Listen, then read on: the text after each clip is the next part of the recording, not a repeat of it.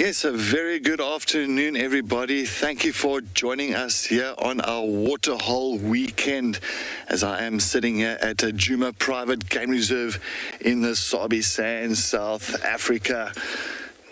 Good afternoon, everybody. My name is Cedric Dold, and behind the camera we've got Panda this afternoon. So thank you for joining us, everybody. And we are on Rusty this afternoon. And of course, on Wendy, we're going to have Tess and Odie. And back in Pridelands, Chris and Gert. And of course, down in the Eastern Cape, Lauren Davey. And on the Dam Cam, Ralph. Thank you so much for joining us on such a special day once again. It is a Waterhole weekend, so I am sitting at Treehouse Dam, and we are going to be going from dam to dam today.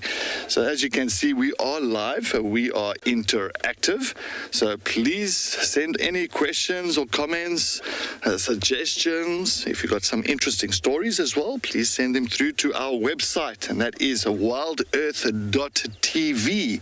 And make sure that you go onto our questions page, and if you haven't registered, please register with us. It is free of charge, and then you can send those comments and suggestions to us. If you don't want to go onto the website, there is going to be a QR code. It's in a little white box at the bottom of the screen. Just take your cell phone, open the camera, and frame up that QR code, and then just scan it in, and it'll take you directly to that questions page, and then you can send those comments and suggestions to us for the afternoon, or any questions as well. So please keep us on our toes, and I'm hoping that we are going to show you guys some interesting things today, because we are going to be sitting at a lot of waterholes around here in the northern Sabi Sands. So I'm sitting at Treehouse Dam, I'm going to go to Twin Dams, Buffelshoek Dam, even Chitwa Dam as well. So we're definitely going to focus a lot on these waterholes. It is a lovely afternoon. It looks like maybe about 24, 25 degrees Celsius, partly cloudy, so it is not hot, but at least there is a lot of sun that comes through, and we are actually hoping for animals to come down to the watering holes, as well birds. So we're definitely going to do some nice birding as well today. So if you enjoy birds, get your bird book out, and I'm hoping that we can start identifying a few birds around these waterholes for this afternoon. Then I know Tess, she's going to head down towards Twin Dams, and she's going to go and follow up on the dark male lion that side, and hopefully she can get in that side there. But anyway, while we're going to be sitting here at Treehouse Dam for the time being, let's see what the weather is like all over today.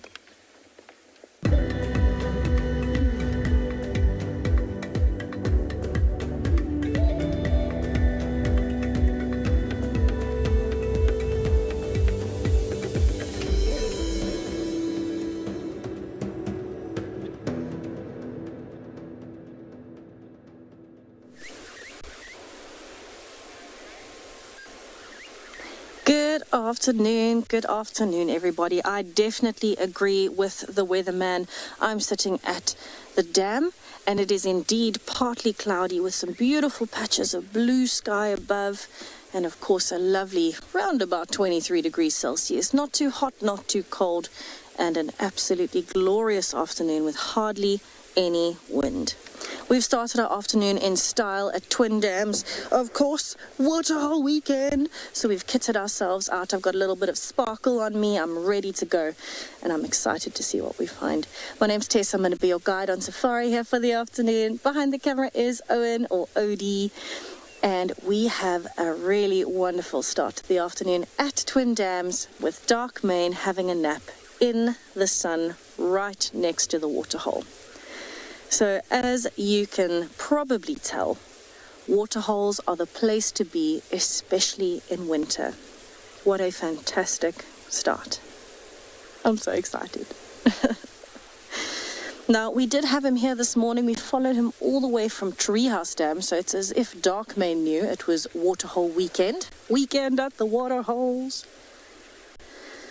And so he's decided to move between the waterholes just for us today. I feel that's very, very lucky. If you would like to be a part of the team that shares the wildebeest migration in Kenya live on WildEarth, then we have some great news for you.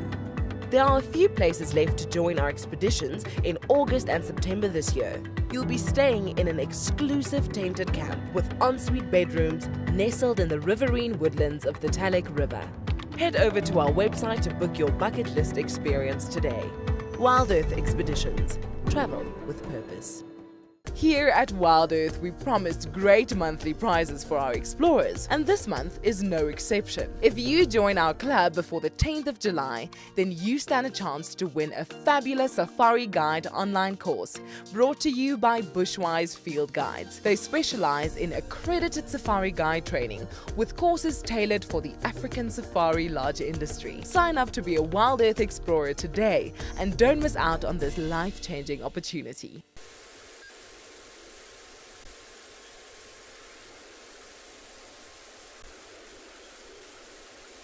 Now, of course, dark mane has been an absolutely brilliant surprise for us today. We were not expecting to find him. So this afternoon we figured, since we haven't seen him in a while and he's at a waterhole, how much better can we get for a weekend at the waterholes? So it's a perfect place to start, maybe even a perfect place to end a bit later. Maybe he'll get active. But of course, we're going to spend a little bit of time with him here at the waterhole. And because he's so flat, other animals might actually come along. So we can expect some birding this afternoon. Maybe we can expect some elephants, if we're very lucky. A number of other animals, even the hyenas, might be coming towards this area. And of course, we will be very, very excited to see what else comes down to the waterhole. It is the perfect spot for animals to be here. There are a couple birds already. So let's hope that, crested barbet. Let's hope that the afternoon has a lot in store for us. It sounds like Chris is ready to say good afternoon at Pridelands, so we will send you over there while we wait with dark mane.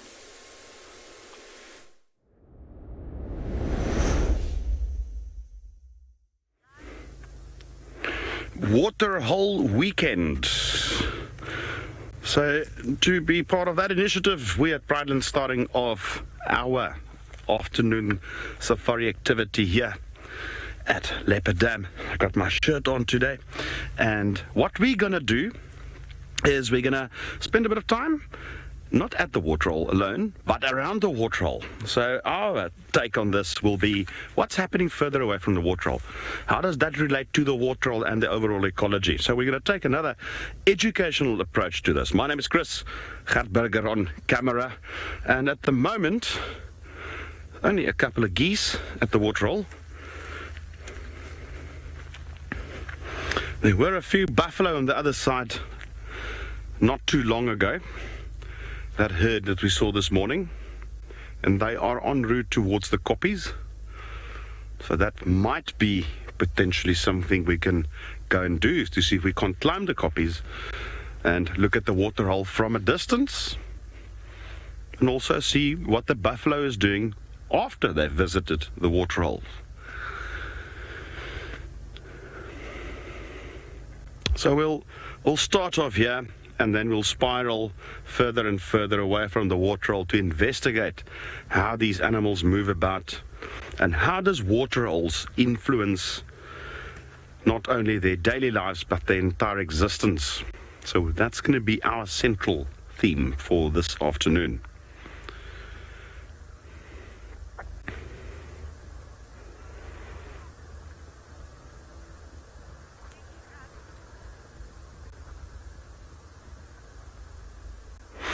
There's going to be a lot of waterhole hopping today, so let's go over to Cedric, who's also at a waterhole.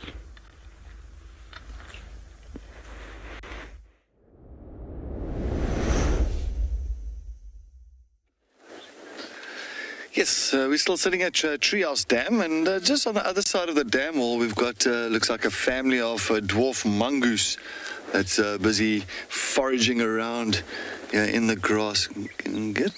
Can we see one there?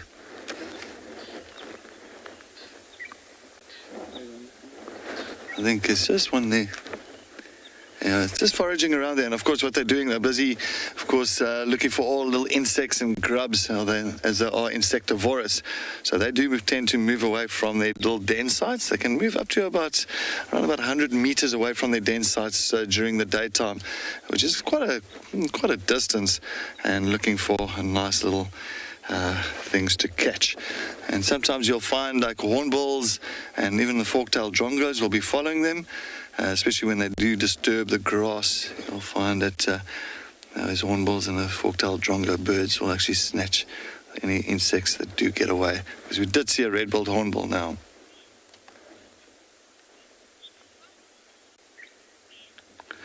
Ben, yes, no, definitely, Ben. That's, I think, one of their favourite things. It's usually those little grubs. It's like usually the larva of your dung beetles, or even the grasshoppers. Definitely, Ben. Grasshoppers is a very, very, very high on their diet list. So yes, they are very cute. So what they do, they'll all move together. And sometimes, as I said, they'll have one that'll be like on a lookout. Sometimes you'll find one that's on a little bit of a higher ground. So in case of any danger that does come through, it'll just warn the rest, and they will scurry quickly into the thickets and making sure they're out of sight of any predators that do come here.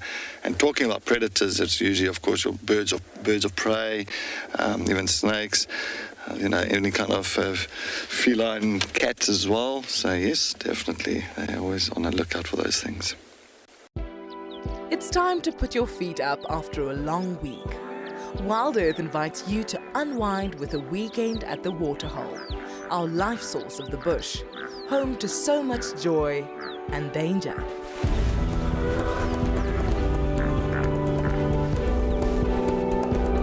Join us on the 9th and 10th of July to get your wildlife refill broadcasted to you live all weekend at the Waterhole. WildEarth's weekend at the Waterhole is going to be epic, and we want to make sure that you are kitted out for the occasion. We've launched some wonderful merchandise just for you. Are you a dam cam lover? Find these and more on our website. So get your snacks ready, put your feet up, and join us for a weekend at the Waterhole.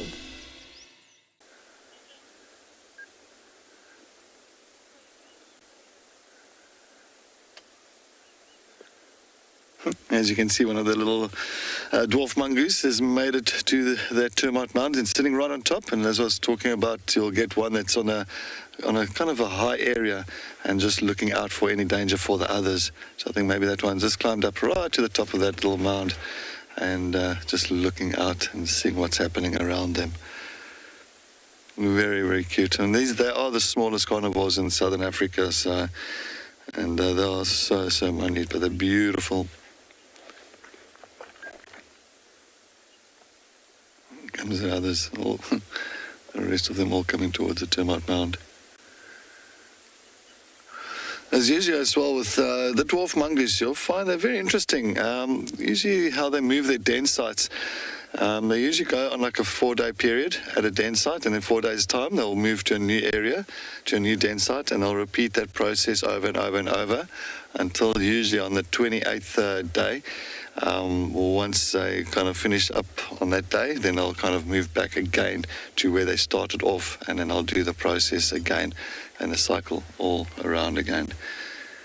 I think the main reasons for that is also for parasites, and that's well, just not to leave their scent behind at that mound itself for any predators to really pick up on them. Something like snakes, you'll get pythons, so they'll make sure that they don't want to leave that scent behind for those predators.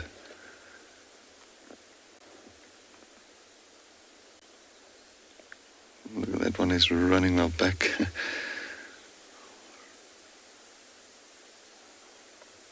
He's scurrying across this clearing. Oh, there's quite a few of them. Look at that.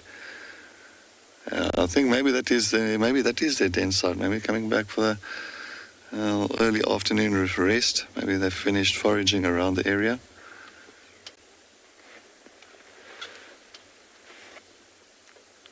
So it just shows you how vital termite mounds are for the ecosystem. So it does really kind of house a lot of different species. As you know, the Juma clan, you look at these dwarf mongoose, so it's very important.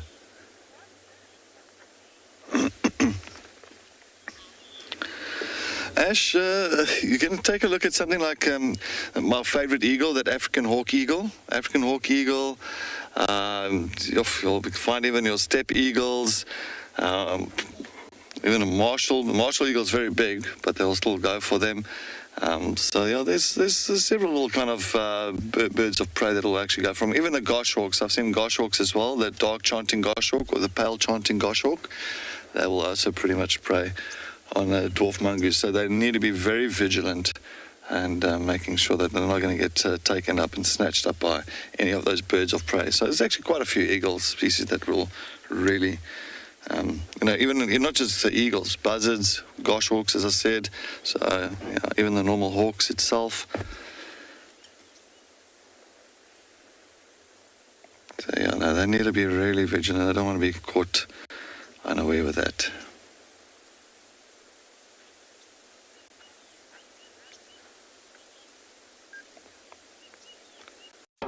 So it's the weekend, and what better way to spend a day than sat near one of these wonderful waterholes? So get yourself some snacks and a hat and come and join us for the weekend at a watering hole. So for the days the 9th and the 10th of July, our teams here at WildEarth from across Southern Africa are going to be spending quality time at a number of waterholes. We will see you there. See you there.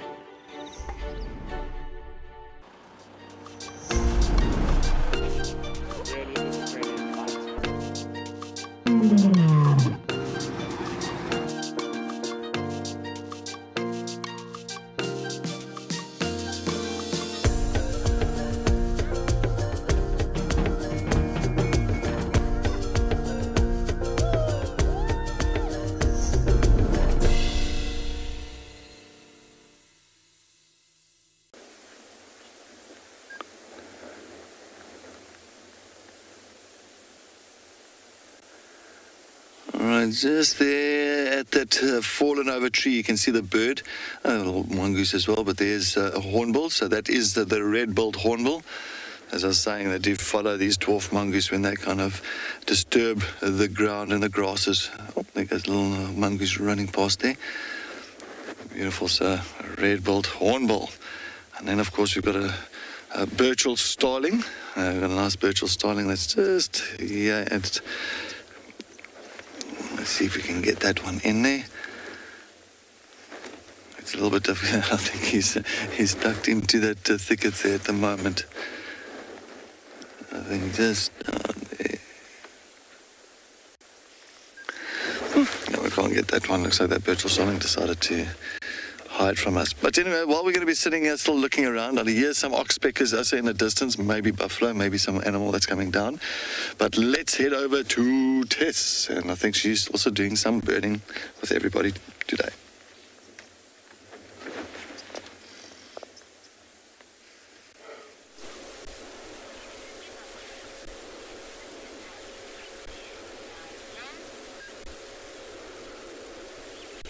I think this afternoon is going to be incredibly promising for birding at the waterholes. If the last 10 minutes are any indication, myself and Owen have had a great time with birding so far.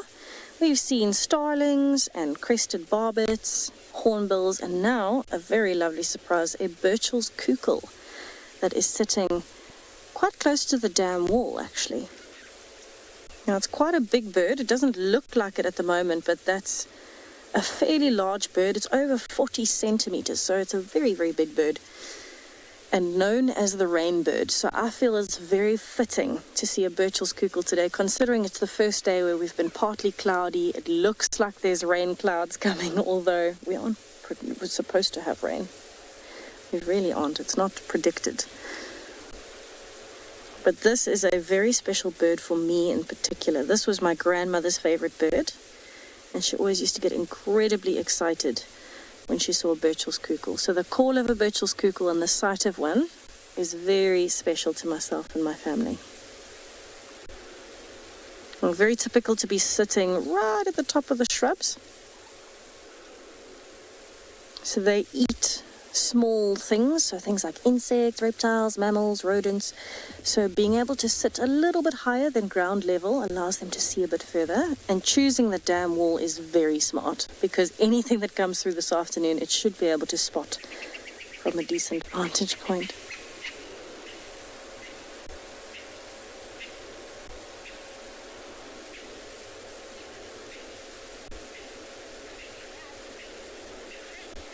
Oh, I'm loving it. Love it, love it, love it. So I'm hoping we're going to get lucky with some more birds this afternoon, maybe some bigger things coming down. My real dream is elephants coming down while Dark Mane is here. But it sounds like Chris has found many, many, many elephants on his side. So I'm going to send you over to him while we reposition onto the dam wall.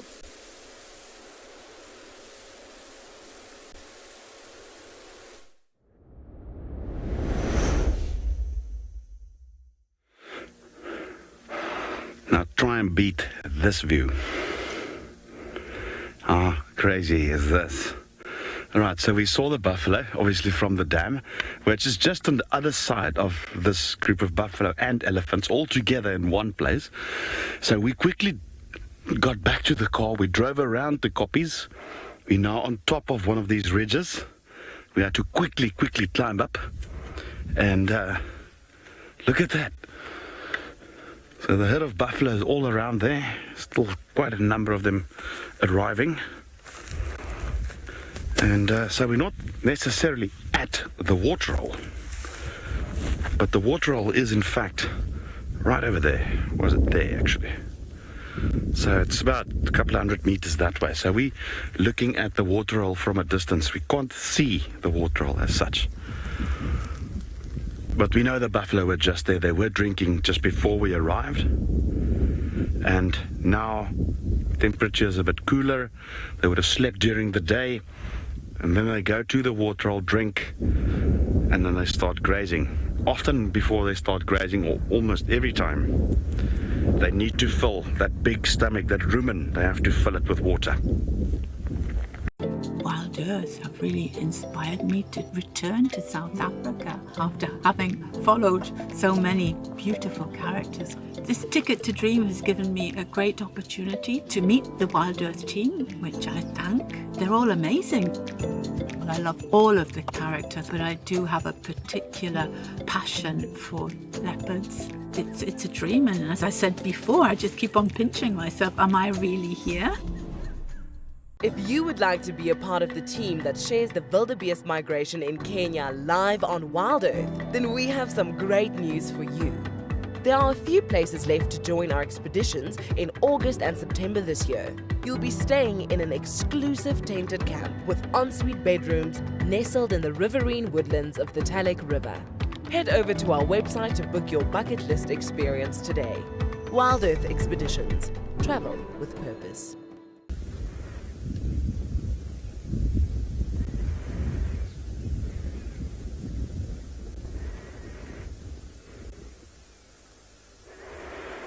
For quite some time I've been trying to get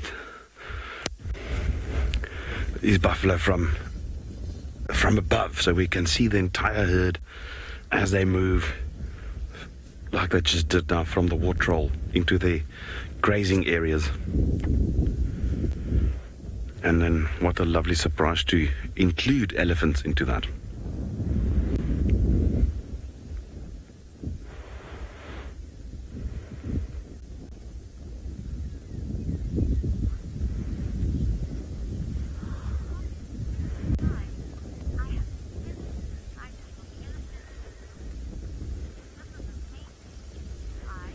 Hi, Fi. Mentioned that you've never seen elephants and buffalo in the same sighting. It's amazing. Yes, no, totally. It's not that uncommon though. I mean, the two species don't really have any problem with each other. But you might find some of the younger elephants, through sheer play, might chase one or two of the buffaloes around. But generally speaking, there's no need for them to have any tension between the two species as far as grazing is concerned. So therefore a relatively peaceful encounter between the two species.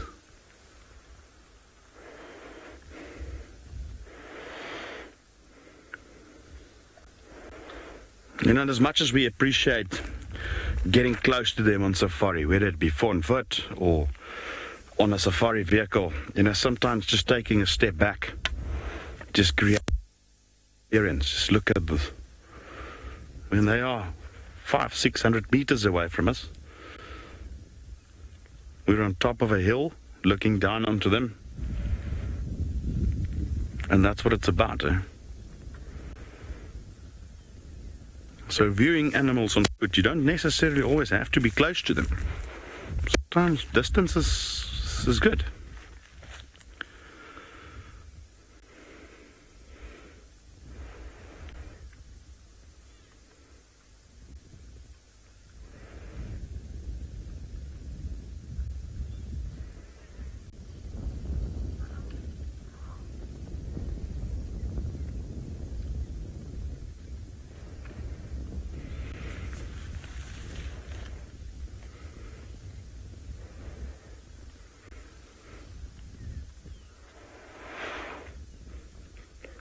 It's one of those side things you can just sit here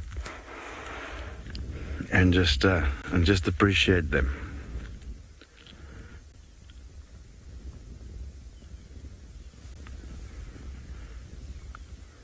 Don't have to move anywhere. You can watch them through your binoculars.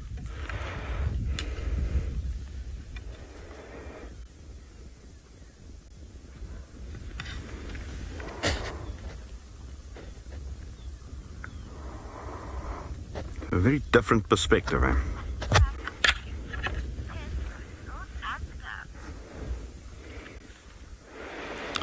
I think we're going to try and spend as much time up here as we can while these guys are around. So in the meantime, we're going to go over to Tessa, who's out on a drive.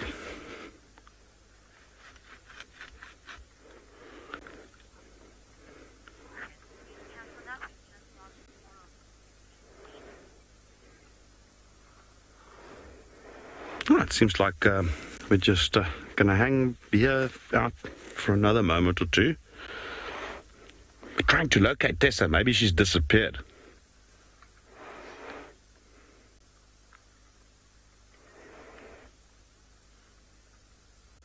Nah, she's fine. Don't worry. There's nothing wrong.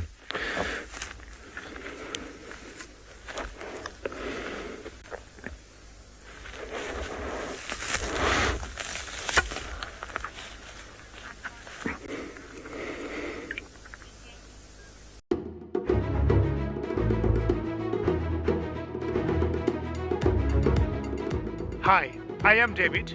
I come to you live from the Mana Triangle, all the way from Kenya. This is not a postcard. This is real. Sunrise in the beautiful Masai Mara.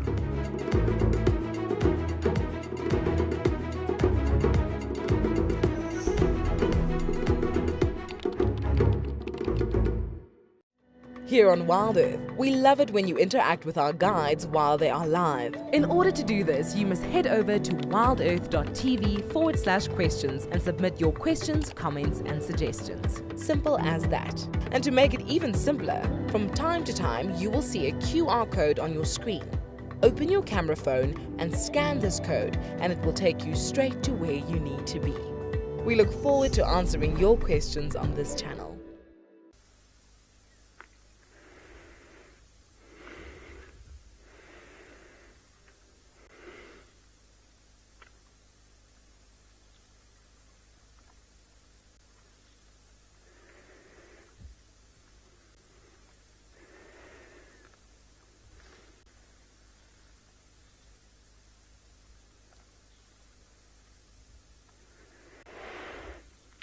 We're moving further and further away. It's not a problem. We've got the world's view here. We can see them as far as they go. We will still be able to see where they're going.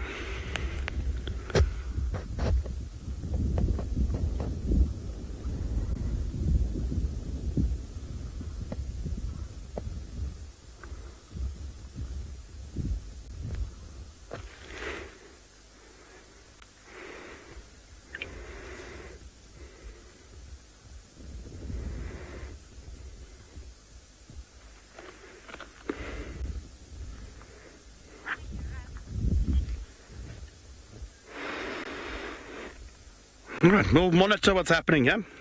Let's head over to Cedric now and see what he's up to on his bumble.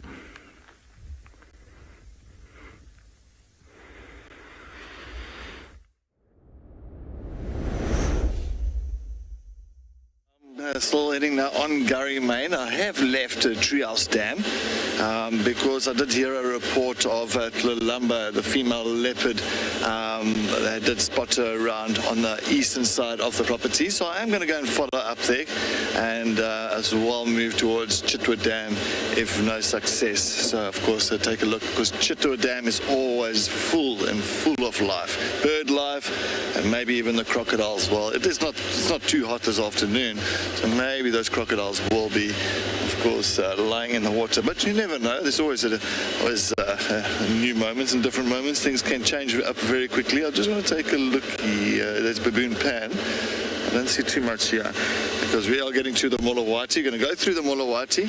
Maybe a little bit of the signal's not the greatest there, but let's see. It just usually kind of scratches up a little bit. But yes, I'm hoping for at least Lamula this afternoon. It'll be fantastic to see her. So I am definitely very interested in following up there for the time being. Let's see if we can get her.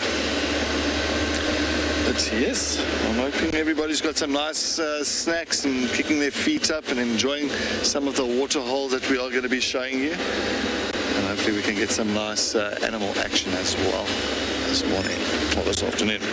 All right, hold on. I'm just going to quickly go through the Molawati. It is the signal's not going to be great here, but it's going to go quickly. It does scratch up a bit. All right, and out we come. Out we come.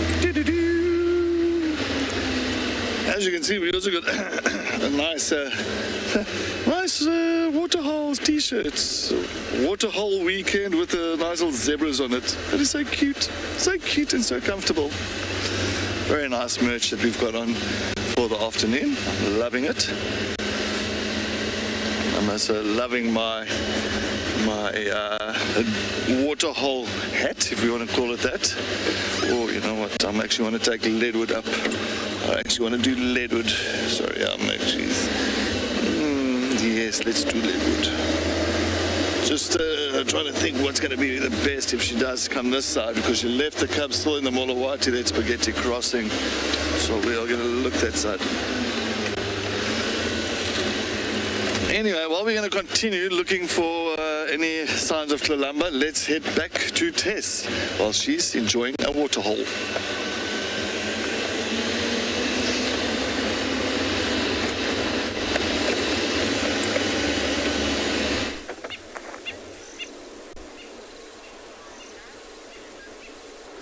Oof, good luck, said. Good luck. It would be amazing to find Lamula this afternoon. I am still at Twin Dams, except I have moved up onto the dam wall to get a little bit of a higher perspective and hopefully get some birding in between dark main. And we found a blacksmith lapwing kind of prancing along the other bank there. You can see it's busy feeding at the moment, so taking those nice, long, slow steps, looking for any insects that might be moving. Now, of course, it is a little bit windy, so this might work in the lapwing's favor, because insects are going to be either sticking to the ground so that they don't get blown around by the breeze, or if they do try and fly, they might be blown off course and might not be able to avoid the lapwing as easily. So it might spend a bit more of its time on the banks as opposed to in the shallow edges of the water today, just because it makes more sense that way with insects. But it's the only one here. We didn't see another one fly in. We heard it calling before we saw it, but we were really hoping that the partner would come with. The Masai Mara in Kenya, a remote landscape where wilderness reigns. Its inspirational beauty captivates the hearts of many around the world. This year, from August, WildEarth is leading a number of unique expeditions to follow Africa's greatest wildebeest migration here in the Masai Mara. And now, the remaining places have been discounted by 20%. Head over to our website to find out.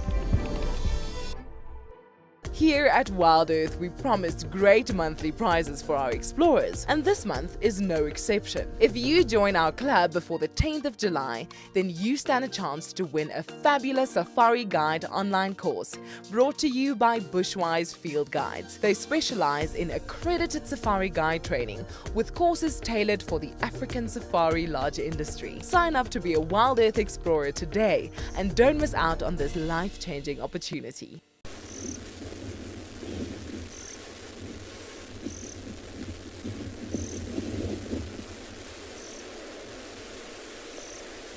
So, of course, speaking about weekend at the waterholes, what would waterholes in South Africa be without at least one blacksmith lapwing sighting? This is one of the species that, as much as a lot of people tend to overlook, it's actually a very important species, but also it's one of the species that we would not have here unless there were waterholes. They are so reliant on water that you won't even find them in arid areas like the Namib Desert or the Kalahari. You might find one or two here or there that's extremely tolerant, but for the most part, this is the kind of bird you would only see at a waterhole, and that's exactly what this weekend is about. It's about celebrating the animals that are around the waterholes, the life that the waterholes bring, and this is a prime example. Even our little nesting pair at Treehouse Dam, they would not be here, and we wouldn't have had that chance to watch the chicks get older and grow up and be successful like we did at Treehouse Dam. There. But there have been a few starlings flying in and out as well, some yellow-billed hornbills. I haven't seen a red-billed hornbill yet this afternoon. And we even had a bird prey outside, like a battalier, but I couldn't see it, so I'm hoping it decides to come back. It's good weather for gliding because there's a very light breeze, so hopefully the birds of prey pop up just now. We've also been looking for all of the monitor lizards, but I think it might be a little bit breezy for them this afternoon. We haven't seen one yet. But you must have all of the essentials with you when you're at a waterhole. So the things that we have got with us today, of course, the lovely shirt, of course, a good cup of coffee to match the shirt because one must, binoculars, always important, and most important of all, the bird book, always an essential at a waterhole. So we're going to be spending our time here watching dark mane and the birds, and hoping that some ellies come down to the waterhole a bit later, but I'll send you over to Rolf in the meantime, who is ready to say good afternoon.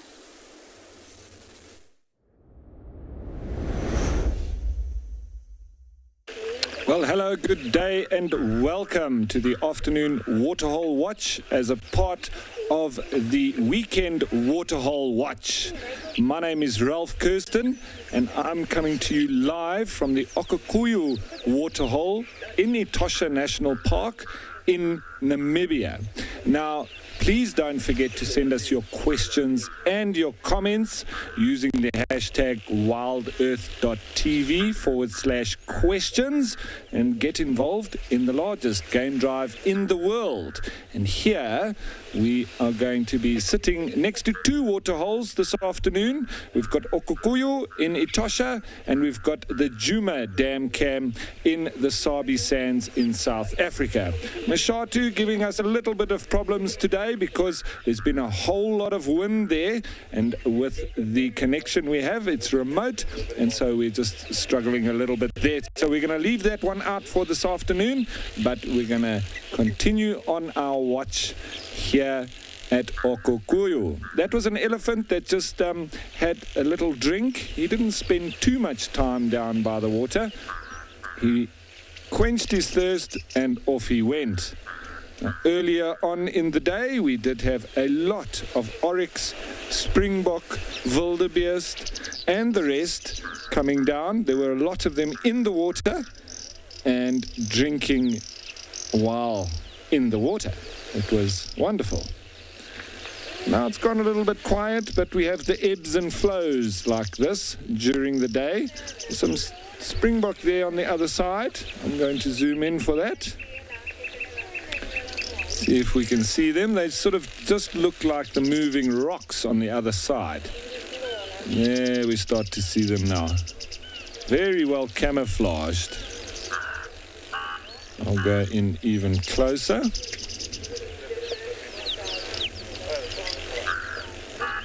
Lovely reflections as we're being serenaded by a crow. That squawky noise in the background.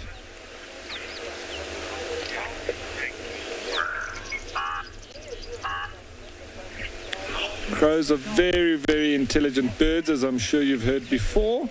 And they do very often frequent well-established human areas. It's time to put your feet up after a long week. WildEarth invites you to unwind with a weekend at the Waterhole, our life source of the bush, home to so much joy and danger.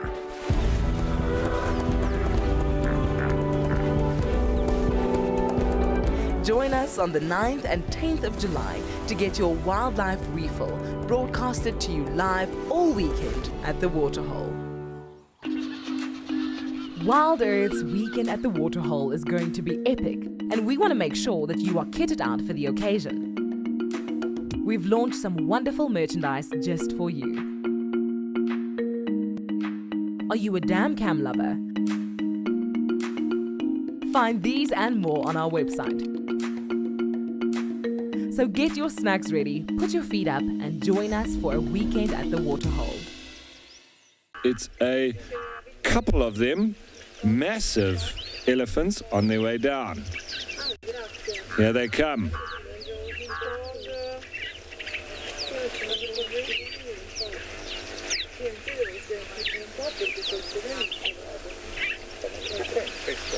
So here they come.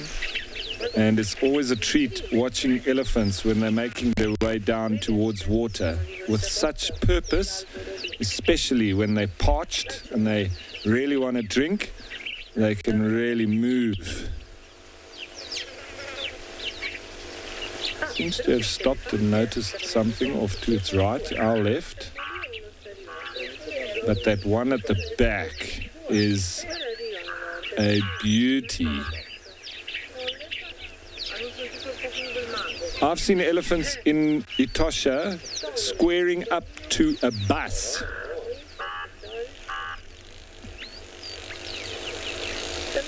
Squaring up to a bus and literally dwarfing the bus. That is how big these guys are.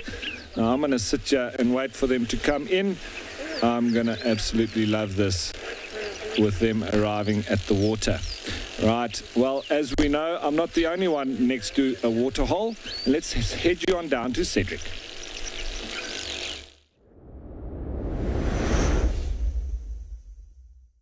Yes, definitely a couple of elephants throughout the feeds, but it's so nice to see a herd of elephants here on Leadwood Road. As you can see, they are resting. There's two young ones that's resting on the ground, on the road itself, like flat.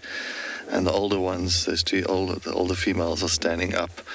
So this is exactly how they rest. Very short intervals, maybe 20-minute intervals, where they will rest. And then, of course, once they finish resting, the matriarch will do like a rumble to say, let's move on. And then all of them will get up and they'll all move on. So this is exactly the resting time for the elephants. It's exactly when you see them like kind of almost grouped up and the younger ones can lie down.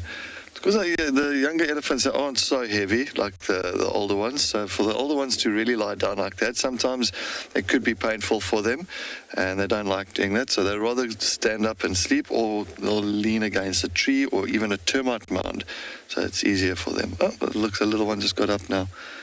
Hello. Finished your little nap. A very cute little one there. Maybe a good old maybe a year and a half, 2 year old. The other one behind her is still sleeping. It looks like she wants to move on. Yeah, she wants to move on, clearly. Oh, that is so adorable. Having their little afternoon nap. I am keeping my distance, so I'll let the other one still sleep. There is still one that's lying on the ground.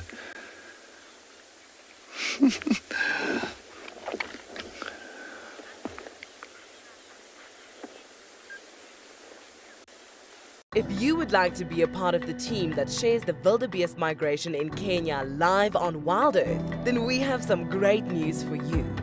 There are a few places left to join our expeditions in August and September this year. You'll be staying in an exclusive tented camp with ensuite bedrooms nestled in the riverine woodlands of the Talek River. Head over to our website to book your bucket list experience today. WildEarth Expeditions. Travel with purpose. So it's the weekend, and what better way to spend a day than sat near one of these wonderful waterholes? So get yourself some snacks and a hat and come and join us for the weekend at a watering hole. So for the days the 9th and the 10th of July, our teams here at WildEarth from across Southern Africa are going to be spending quality time at a number of waterholes. We will see you there. See you there.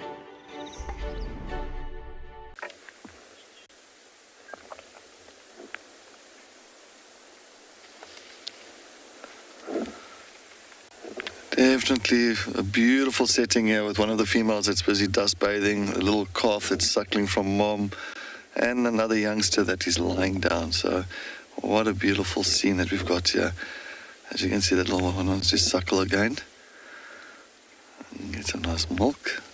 And of course the other female at the back is enjoying the dust bathing. So many times doing the dust bathing just to keep themselves nice and cool, especially if the sand on these roads are nice and loose, and they can actually gather up quite a bit of the dust, nice fine dust, and then they can actually throw it on top of their backs and on their heads as well. And sometimes you'll even find that they'll throw it behind the ears, so it actually kind of keeps when the blood, or when they actually flap the ears, and they actually can keep that blood nice and cool, so when it flows through the rest of the body, it cools down their system. But it's not so hot, so they're not gonna, I don't think they need to go to a great extent to keep themselves cool on a day like this. As you can see, even the flapping of the ears is to a minimal. On very hot days, they'll be flapping those ears.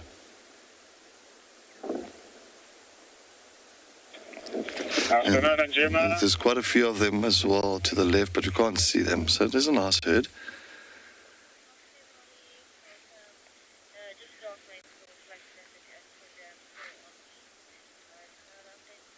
So a big female like that, of course, about a 4.5 ton female.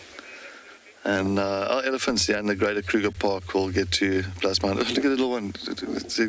Sorry, can you get there? Oh, the mom's just in the way. The other little one is lying on top of its of its colleague there while it's lying down. Oh, come on, Mom.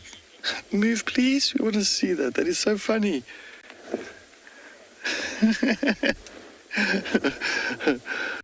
They are so adorable. These calves can really keep you entertained the whole day. I think maybe it's going to give us a bit of a view. I don't want to move because if I do start the vehicle, I don't want to upset them too much there. So, oh, there we go. There we go.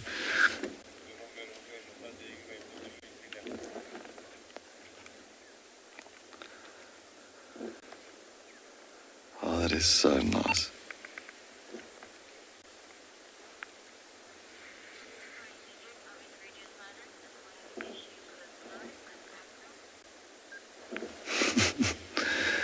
Now that's a very good bond between those two youngsters.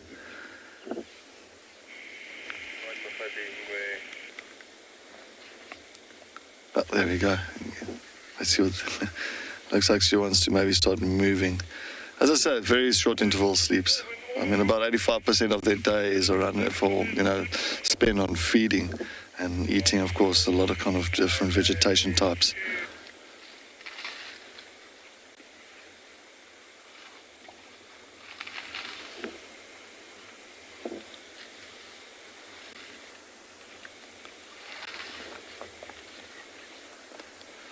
She's definitely. I think like the other one, I can't see exactly the age. Maybe I saw the tusks there. So their tusks will start appearing at about 4 years old. So you'll start seeing it coming through from their lip at about 4 years old. But that little one that was pretty much lying on top of the other one was, I'll say about maybe a 2.5-year-old, 2.5-year-old.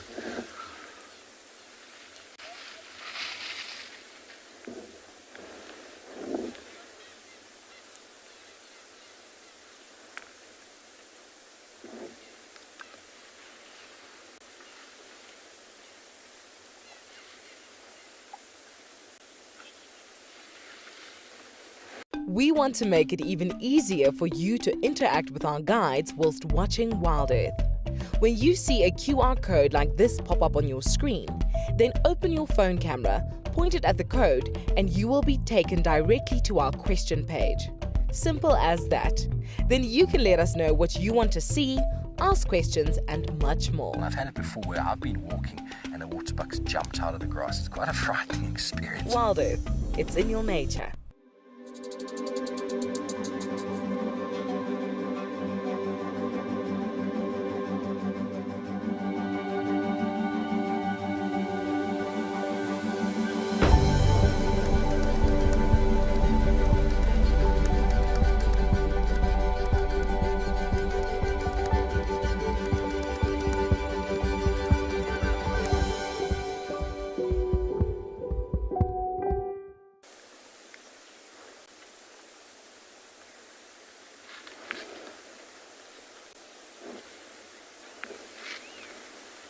So that little one that just got up, I'd say about a good 6 year old.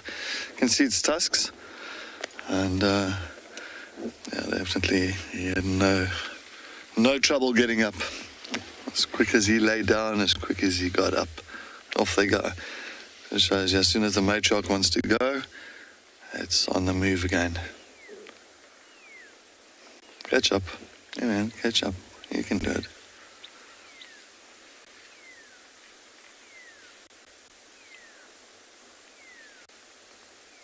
There's actually quite a nice herd of elephants in here. It looks like quite a few of them.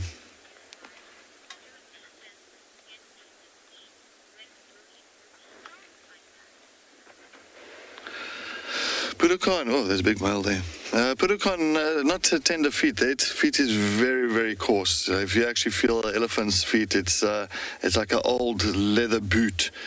And so they don't get tender feet. But I've seen an elephant once where they sometimes use their feet to actually, when they kick forward, to actually get the roots out, from underneath the ground. So they're trying to actually open up the ground and to pull those roots out. And I've seen once where an elephant actually did that, and this root, you can actually see it got embedded into the nail of the elephant, and you can see she was not happy about it. But that took a lot of force for that to happen. And, it's a big boy, yeah, big male that's joining. Look at the difference between a male and a female. Now you can see 2-ton difference. So, yeah, but other than that, thorns, nothing will bother them. It is so, so tough, the bottom of their feet. It's a big male that he just appeared from nowhere.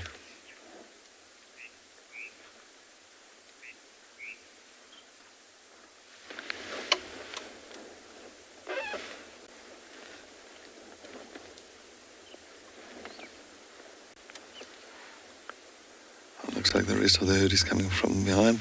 But it doesn't look like he's in must. Usually in the must we'll have that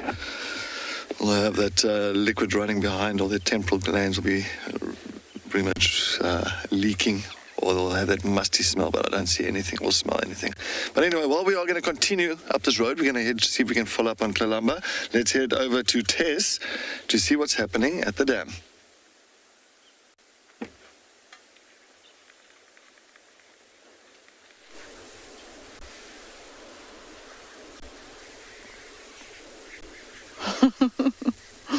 Differences between females and males can be quite tricky with certain species. This, however, is one of the species that it is not at all tricky with, simply because there is no difference. So I suppose it's tricky and not tricky at the same time. You don't have to try and memorize differences, so it's fairly easy. It's a grey go-away bird. But if you are trying to tell the difference between male and female, it's almost impossible because they even weigh almost the same. So it's not like other bird species where there's even a weight difference, where the female might be larger than the male. But it looks like we've got a full-on grooming session happening, and we are having a fantastic birding day at Twin Dams. So we've got the grey go-away bird up on the top. There was another one, and now we have some, it looks like arrow-marked babblers coming down to the bank to have a drink. And they are, in fact, the same arrow-marked babblers that were bothering Dark Mane about 4 minutes ago. They flew over him as he was swatting some flies off of his face and made the biggest noise because they realized he was there, landed above his head, woke him up, and then flew across to have a drink.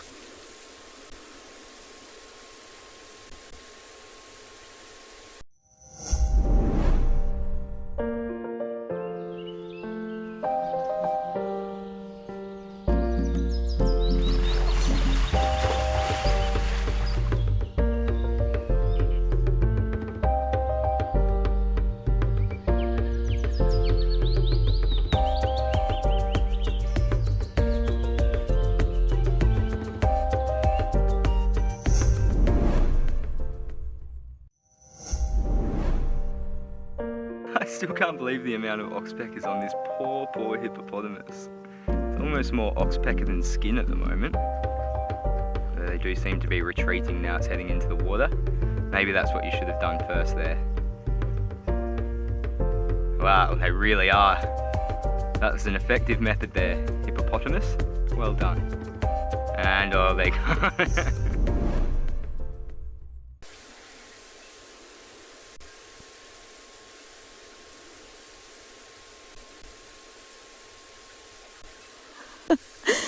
So they're too scared to go into the main area of Twin Dam. So these babblers are finding all of the little puddles that are just on the edge to give themselves a bit of a shake in the water.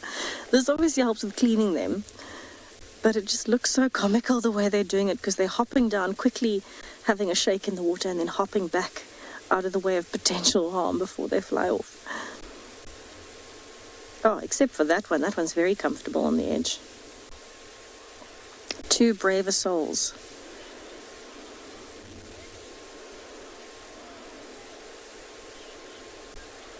Jamie, there are a lot of birds out this afternoon. It's quite surprising considering that we are overcast, but there are, I can hear very upset elephants in the distance. I think one of them is making the other one mad. But yes, it's a very good afternoon for birding. If you sit down at a dam for long enough, there will always be birds, and it's one of the best things to do anytime you're at a dam. But I have to share the Afrikaans name of this bird with you purely because it makes me laugh every time I hear it. So the English name is obviously an arrow-marked babbler because they babble a lot. They're constantly chattering away. But the Afrikaans name is a pale vlak katlachter. So that literally means pale spot cat laugher. That's what it means as a direct translation. So it refers to the babbling noise that they make, obviously with the light flecks or arrows on the chest. But it just makes me laugh every time because it's a cat laugher. It makes no sense, but it makes so much sense at the same time. It's probably one of my favorite things to do is Afrikaans bird names because they can be so descriptive. But anyway, it sounds like Lauren is having a wonderful time at Amakhala. I'm hoping that she gets to visit a waterhole or two as well. So let's head over and see what she's got while we catch up with Dark Mane.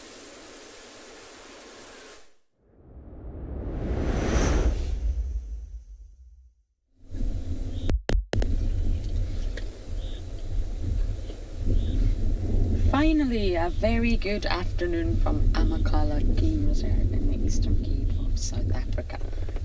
It is a gorgeous, hot, sunny day. Almost feels like summer, but, well, we know it's not. The temperatures are not going to last, that's for sure. It will get chilly rather quickly. But looking at this mixed herd just makes me happy. We have Heartbeest and Blessbok, my new favourite antelope. You might not be able to see me, I may be a silhouette, but my name is Lauren. And Dogby is on camera once again. Hey. And we're going for vocalizations rather than thumbs. Hello. Oh, spicing it up there, David Eastow. I like it. And again, I'm not sure of our plans today, to be honest.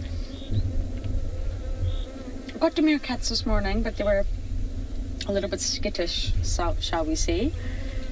Had a wonderful sighting with Balara, the elephant, this morning. But I'm not sure what we're going to do this afternoon. I think it's best just to bumble. I'm determined to get a buck McGeady on camera for you all. We managed to do it this afternoon a little bit earlier, so I'm hoping that it is indeed possible after all. We spotted a baby blessbok earlier, but we weren't able to show it to you. I'm really hoping we see another one because it was just unbelievably adorable. Oh, we have got a baby Heartbeest though. You see it, Darby, sitting down? I think so. Possibly at your 1 o'clock. Small, ginger, very short straight horns.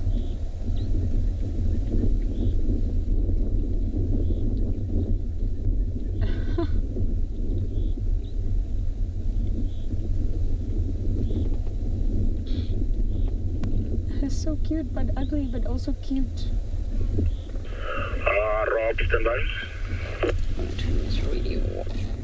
Standing by for you, King.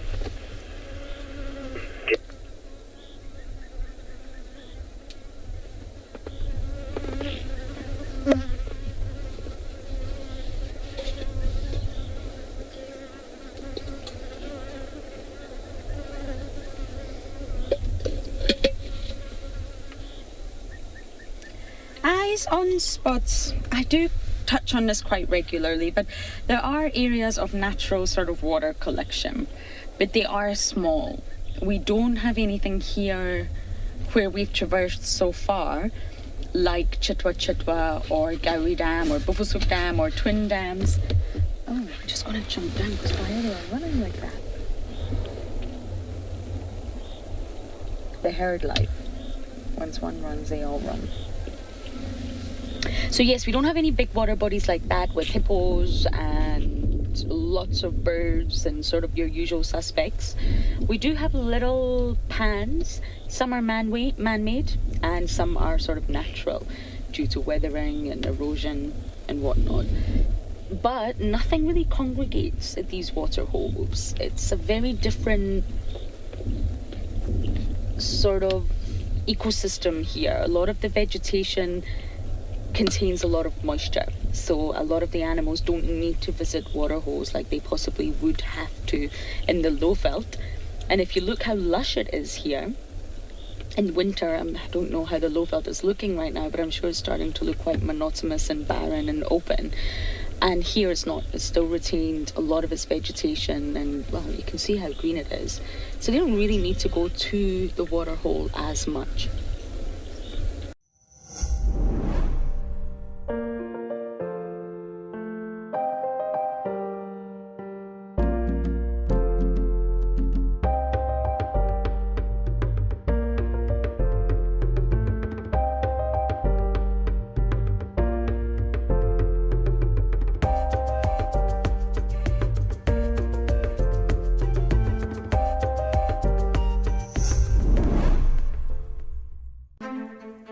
We protect and reconnect nature across southern Africa. We bring countries together to care for wild spaces that stretch beyond borders. We protect and restore biodiversity. We prioritize the people living in these landscapes, enabling them to thrive in harmony with nature. We are restoring tomorrow.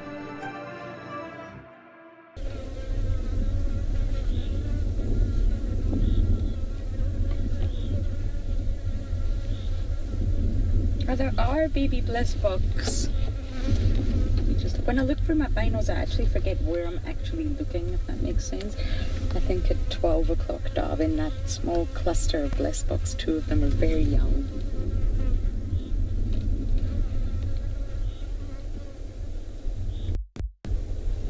Do you see them? I think so. Oh, sweet. Their horns are also very short and straight.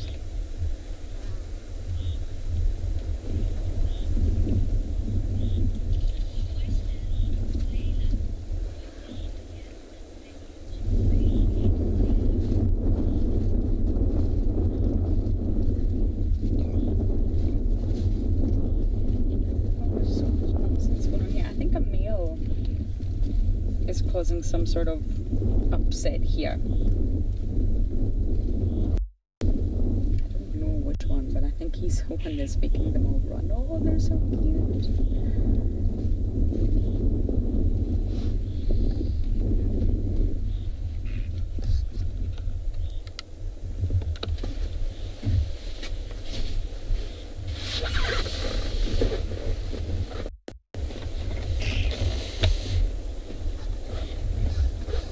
Red Heartbeest horns for me are the sort of most unattractive shape, if that makes sense. When you think of the kudu and the gemsbok, the oryx, or even springbokkies, even impala, for me the red Heartbeest shape of the horns is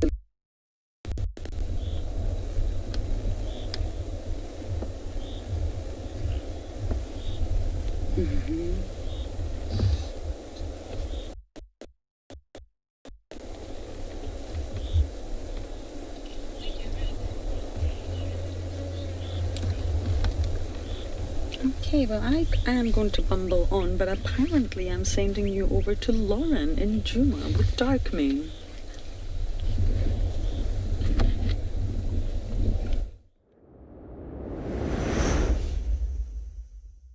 Afternoon, Steve. Dark Main Evoker static at Twin Dams, 1 vehicle unlock. Thank you very much. Hello, Any hello. updates for the morning? So I'm just giving Steve an update. He is here with our expedition crew while we are watching Darkmane flicking flies. Hold on for 1 second. There were quite a few updates this morning. There were Ngala tracks just about everywhere. The S8 in Bali Mail, I think, went back north from around Gari Katlan. There was one Mafazi Ngala as well that went towards Pangolin track from the Mulawati, and then Darkmane as well as the Misikaya.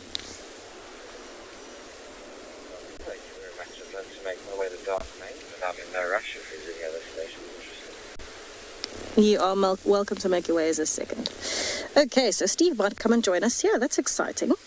But what we've been noticing is Darkmane is really starting to get bothered by the flies. The breeze is starting to drop, you see. And as the breeze drops, the flies get more active.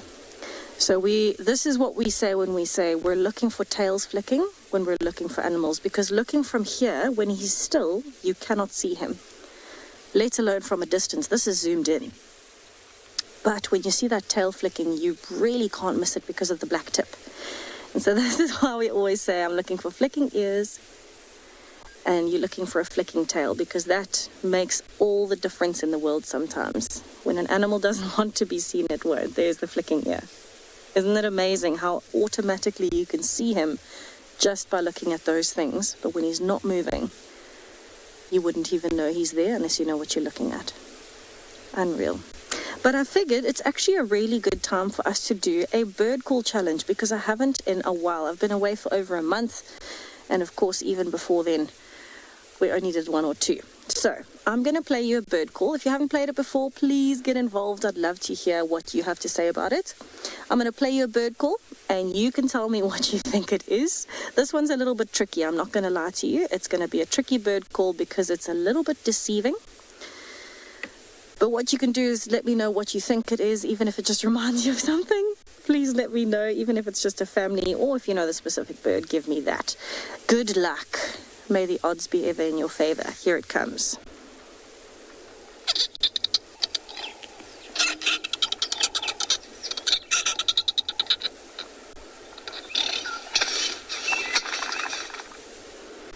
So it's a bit of a strange call. Hello, Blacksmith Lapwing.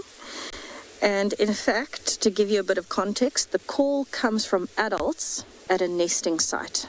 Okay, so in the nest, basically. That's from. Let me know what you think it is. Send in some answers for me. I'd love to know, because I never ever would have guessed what that was unless I knew what it was. I can tell you that in all honesty. And then I'll show you a picture later once we've guessed what it is. But how brilliant to have a little bit of sun coming through. Let's just have a listen for a little bit at the different calls around us as the sun is filtering. If you would like to be a part of the team that shares the wildebeest migration in Kenya live on WildEarth, then we have some great news for you. There are a few places left to join our expeditions in August and September this year. You'll be staying in an exclusive tented camp with ensuite bedrooms nestled in the riverine woodlands of the Talek River. Head over to our website to book your bucket list experience today. WildEarth Expeditions. Travel with purpose.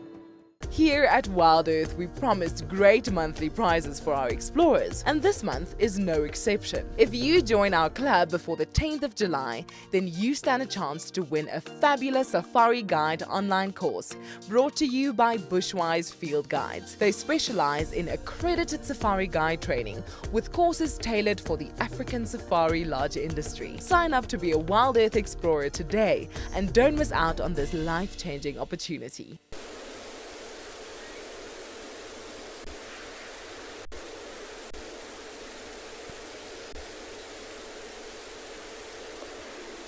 So if you listen carefully, you might be able to hear, sounds like an oxpecker.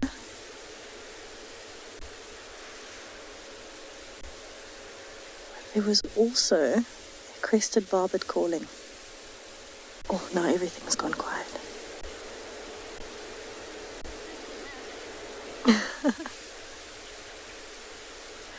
I think that now that the sun is up, the birding is going to get even better. So let's hope that that is the case. I can't wait to hear your bird call challenge answers, but I'm going to send you over to Cedric, who has some elephants on Chitwa.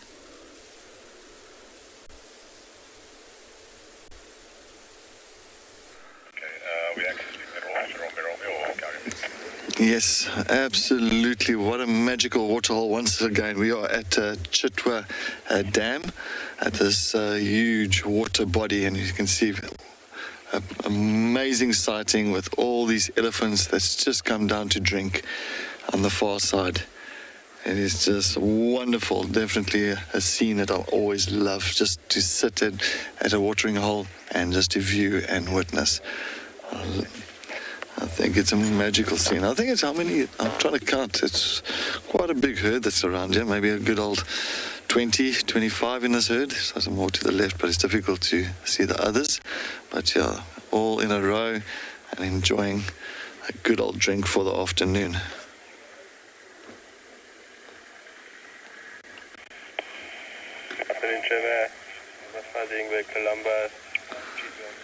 And sounds like they did pick up on a female leopard, Lamula, that I was trying to follow up on. The track's coming all the way, so she is on Chitwa. So I am on standby for that female leopard, hoping that she's not going to cross back north into Torchwood and that we can get a view of her as well. And so it's not too far from the dam area. So yes, we're just waiting to go into that, but what a magic, can't ask for a better place to stand by and have this view for the afternoon. Definitely kicking my feet up here and having a nice cup of Milo. Milo's almost like hot chocolate, and enjoying this. Yeah, I'm on a standby one. Fully confirm, was Cedric not in front of me? No, I think Cedric's after you. To Cedric, then you're on. My apologies to Cedric. No worries. 100%. I'm behind you, Paul. Cedric, are you able to control, or are you going to go live? Should I control? Yeah, I'm sorry. If you can control, I'm just I'm on just live at the moment. If you don't mind, please, man. Copy. So you're on 1 up, 2, 3. Copy, thanks. Sorry about that. I'm just, unfortunately, I'm number standby 1 at the moment, so I have to control a sighting, and usually always happens like that. The standby 1 person makes sure that he's controlling all the standbys that's going in for that sighting. So anyway, sorry, Claire, can you just send that question again, if you don't mind? The pied kingfisher.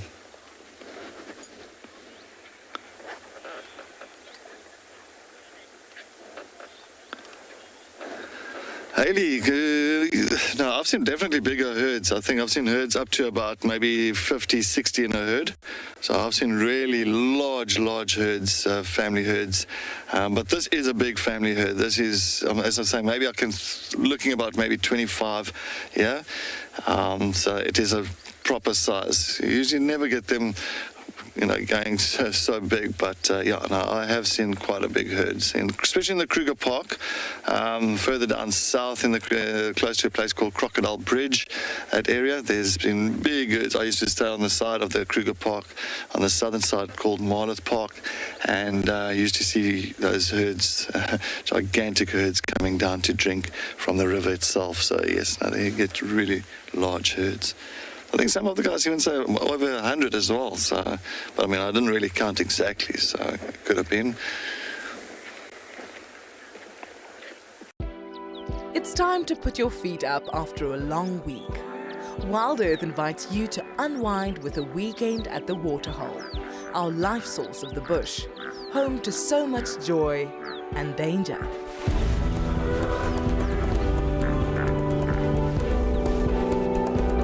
Join us on the 9th and 10th of July to get your wildlife refill broadcasted to you live all weekend at the Waterhole.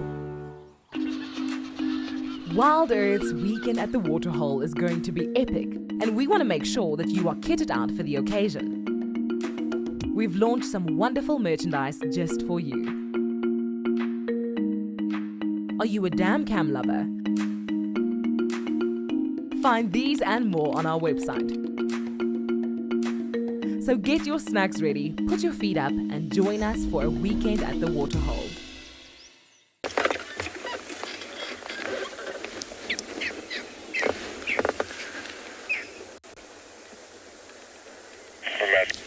All right, we have been called into that sighting, so it is quite a busy sighting. Definitely going to come back again for these elephants. Looks like most of them have finished drinking there.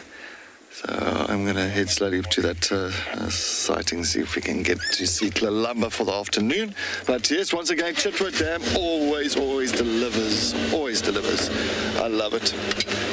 Beautiful dam, beautiful water area. All right, so let's see. It's not too far from here. It's just north. Just want to see. Don't want to go off the edge, huh? Beautiful. What a scenery.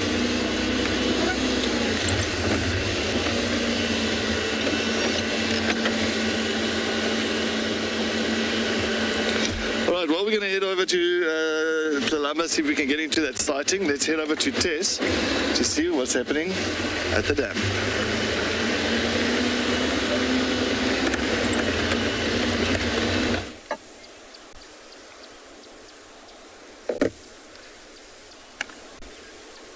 So we are enjoying even more birding. We've just had a glimpse of 3 little bee eaters. That's what we're trying to find at the moment at the little Twin Pans south of Twin Dam's Wall. That was quite a sentence to say.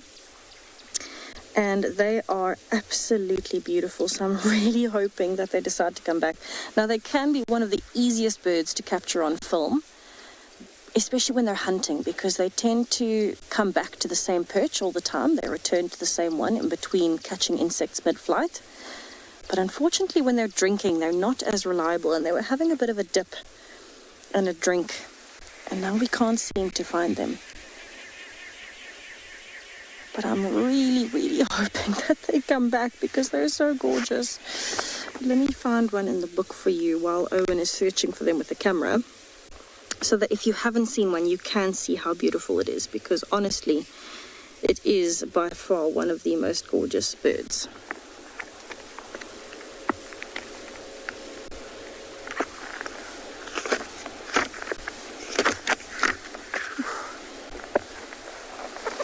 Okay.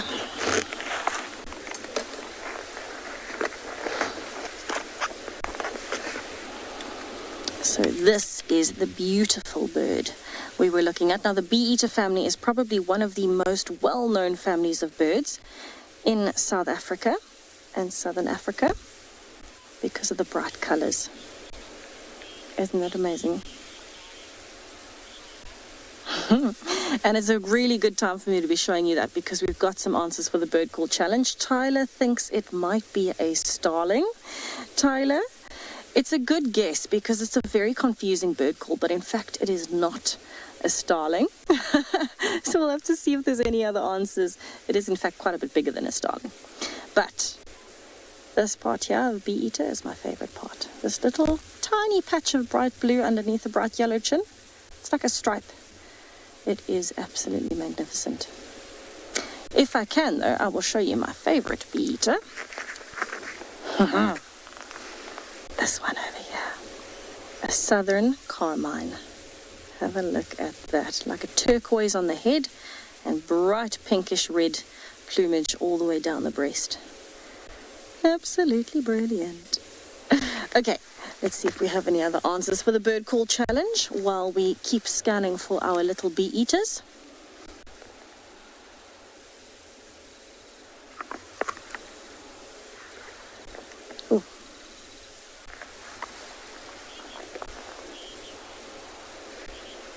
Oh, Megan, good guess, a jacana.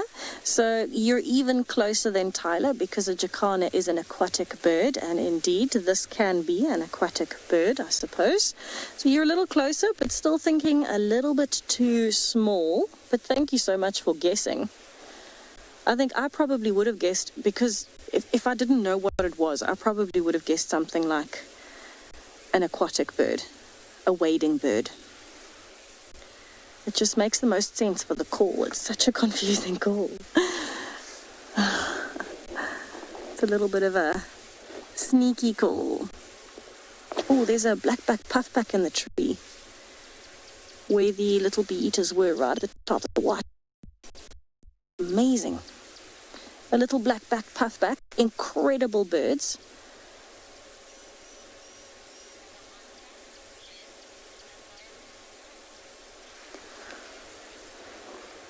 Jess, you are on the money with your answer. It is absolutely a Marabou stork. I don't know how you got that because it is so different to what you would expect from that call. But absolutely, it is the Marabou stork, particularly two adults approaching the nest and encouraging the chicks to feed. So you wouldn't think a bird that big would end up with a call that delicate and small and sweet sounding, considering that bird is almost as tall as me. It's 1.52 meters tall, and yet the sound that comes out of it, you would expect something more like an ostrich or maybe a southern ground hornbill, and yet the sound is this very light little tinkling sound. Isn't it amazing? And this is definitely one of the more famous birds that you would find here. We struggled to find them, and in fact they're often at carcasses in other areas of southern Africa. But indeed, it is a Marabou stork, and I'm very impressed with you, Jess. Well done. Now, before I send you over to Cedric, I'm quickly going to play the call for you again so that you can hear it one last time in comparison to how big a Marabou stork is.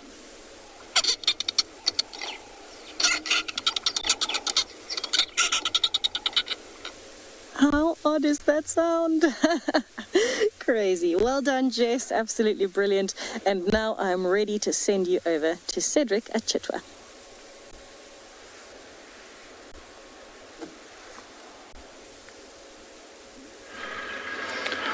Yeah, we've got Lamula here. Yes, we've got Lamula. I'm so happy to see this female.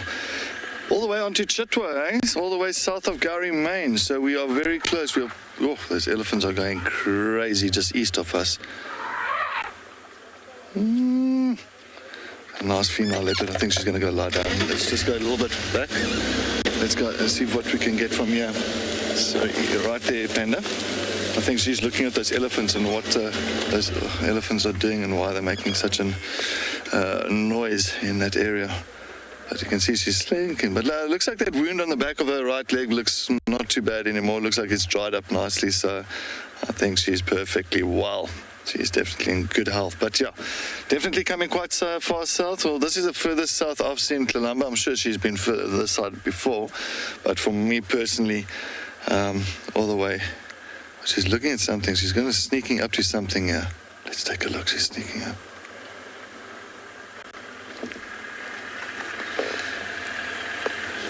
Definitely got her eyes focused on something. Picking up the scent. You can see how she's lifting that nose of hers. So I think she's picking up on the scent of something there.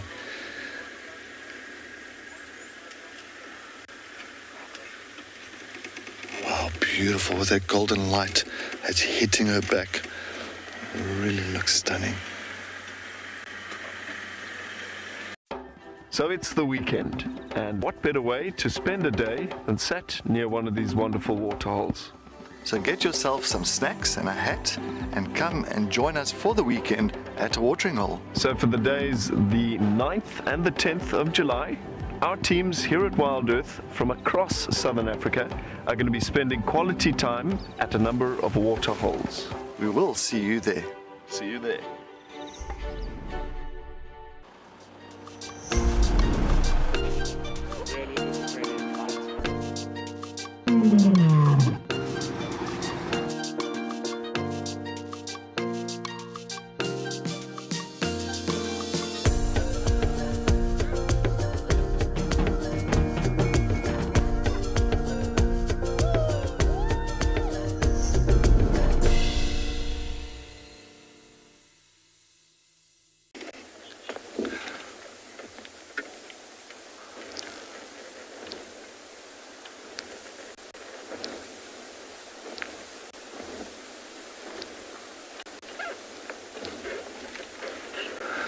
As you can see, she is still listening out, and I think she doesn't know what she doesn't see that animal, but I think she's more picking up on a scent. Maybe a steenbok, maybe a duiker.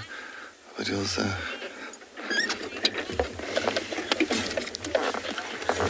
Sorry. Alice, yes, definitely Saturday spots, eh? Saturday, Cataday. And definitely it has been producing once again this afternoon. And especially even the waterholes have been producing amazing sightings. So what a fantastic waterhole weekend. But yes, it's nice to see Lamula again. As I said, I did pick up on the tracks this morning on Mambo Road, and she was coming all the way east. Of course, she decided to come on to Chitwa for a bit. So yes, but then this area has been utilized quite a bit by Langa, a younger female.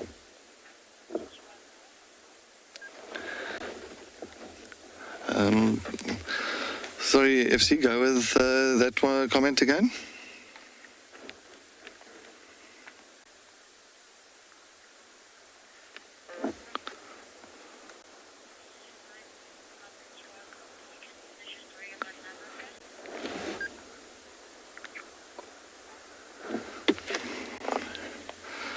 Yeah, but as you can see, she is taking a look, and I think we're just waiting for her to see what she picks up.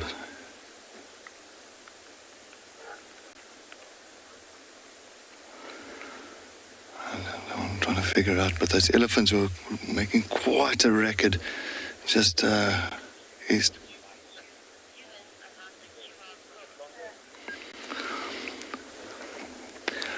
All right, but as you guys know, for any comments, any questions, and stories that you've got that you want to share with us, please make sure that you go to our WildEarth website. That is, of course, wildearth.tv.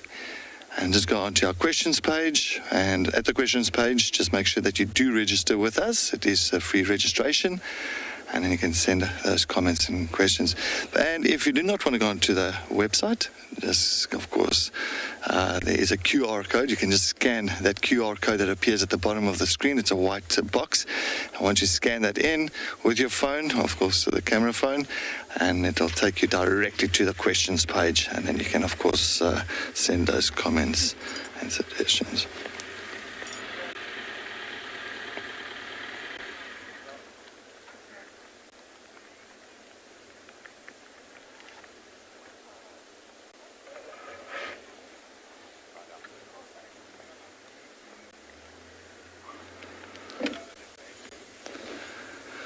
It looks like she's just gone. She's still just sitting. I think she's still thinking what she wants to do.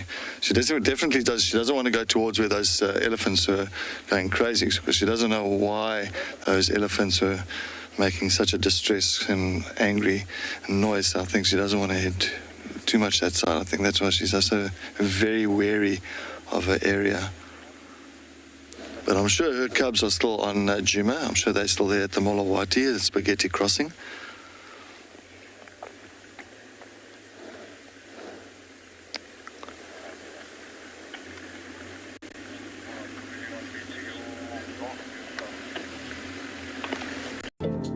WildEarth have really inspired me to return to South Africa after having followed so many beautiful characters. This ticket to dream has given me a great opportunity to meet the WildEarth team, which I thank. They're all amazing. I love all of the characters, but I do have a particular passion for leopards. It's a dream, and as I said before, I just keep on pinching myself. Am I really here?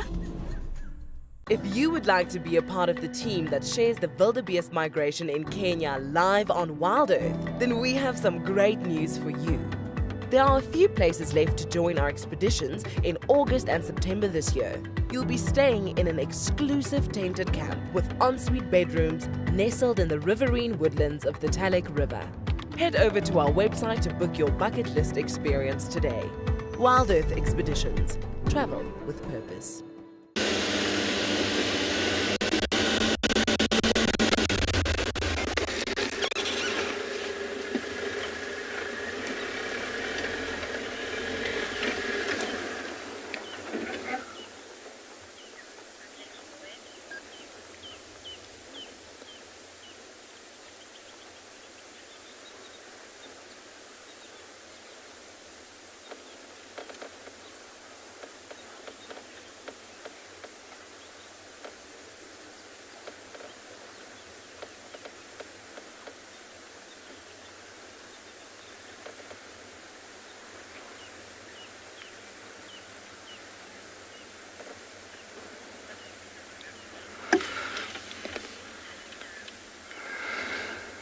Right, well, we're going to just remain and see what Lamula is going to be up to. Let's head over to Tess at the dam.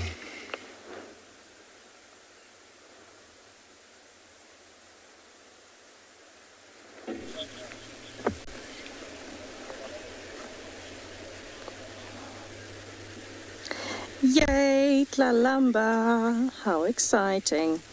So we are getting a little bit busy on the side. Of course, we've got a few vehicles wanting to come in and have a look at Dark Main. So we are going to enjoy the view from up top here. And while we do that, I figured it would be a pretty good idea to probably talk about the different waterholes we have, because of course we're seeing twin dams, and there's a little pan system on the other side of twin dams where we're looking for some birds. But there are also 13 other water sources that are incredibly important to the animals that come through here. Now, of course, the main ones would be the dams on Juma. And we've got 4 of those. So, of course, you've got Gari Dam, Buffelshoek Dam, Twin Dams, and Treehouse Dam, right? But then we've also got some very important water sources like the pans. So, Chela Pan, Gwari Pan, Baboon Pan, which is just south of Gari Main, and Galago Pan. But the easiest way to talk about this, because it affects so much movement, is to show you the map. So, let me whip out the map with my lucky feather. Okay, so where we are obviously is Juma. So this is the area that we traverse, and we are down here at Twin Dams. So just south of Twin Dams, we've also got the 2 little pan systems on the other side of the dam wall, which are down to my right. And our closest water source to here will be Baboon Pan, which is literally just here in Little Gari. It's just over Gari Main, and we can see it from the road. And this is, of course, very popular for leopards, also because of the drainage line, the Mulawati. From here, the next closest is actually Treehouse Dam, which is where Dark Main started this morning. So we've kind of come full circle. We could hear him calling, so we were up here at camp. We could hear a line calling from, we thought, maybe Philemon's cut line towards Treehouse Dam. I found his tracks here, followed them all the way down to Treehouse Dam. He took us along the road and then straight across this block to Twin Dams. So he moves between water sources, which makes sense because this is where a lot of the other animals will be moving. Leopards will do the same, but they're more likely to use the pan systems. So for example, Chela Pan and Gwari Pan, as well as Galago Pan. And so that's why we often find leopards, especially like Mulwati and Tlalamba, at these kinds of pan systems, as opposed to the very big dams like Gari Dam and Buffelshoek Dam. So these are just the water sources in Juma. Of course, there's a few more in Chitwa. So there's Chitwa Dam. That's where Cedric is at the moment in Chitwa. And of course, Simambili, which is all the way up here and there's a few other water sources there. And this is why Juma has such a wealth of wildlife, celebrating all the water sources. Absolutely brilliant. But it sounds like Chris is looking for some water sources of his own, so I'm going to send you over to him while we enjoy Twin Dams.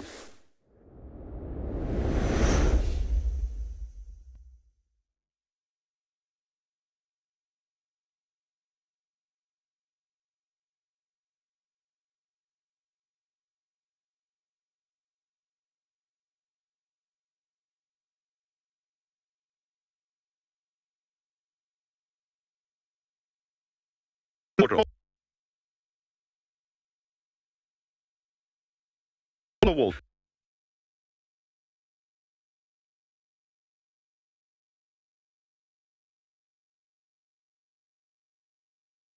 Can still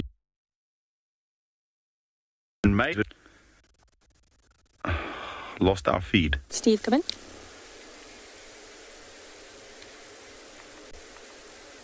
Okay, I'm going to go down to Baboon Pan, then we can come back. Then we're out of the side. Okay, so we were actually just discussing heading towards Baboon Pan quickly to have a look there, because we want to give the people with dark mane a bit of space. And I think Steve wants to come in, so of course that's what we are going to do. Since there are two vehicles here. Whoop, Wendy, why are you being temperamental? Heart attack, almost. Goodness gracious. So we're going to head down towards Baboon Pan, which is just over Gari Main, to see if we can catch up with anything there. We saw some birds there earlier, and we can hear some elephants coming, so we're hoping the elephants are coming here. Fingers crossed, but we'll see. We'll see. Don't really know where Chris's signal went, but I think it ran away. But that's all right. That's all right.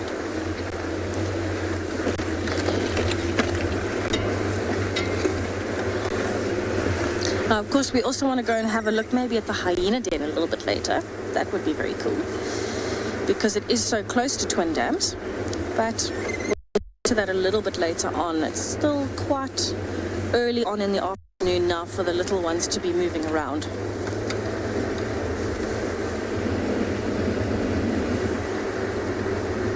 Ooh, Egyptian geese. Right, I'm going to try my best to position as inconspicuously as possible on Gari Main, because there will be vehicles coming past. Meow. Ha! That should work. They should be able to pass us there. So one of the best things about this particular area is the wealth of waterholes in close proximity. Steve, come in. Yeah, Chris, I'm just coming down Heartbeest for you to say.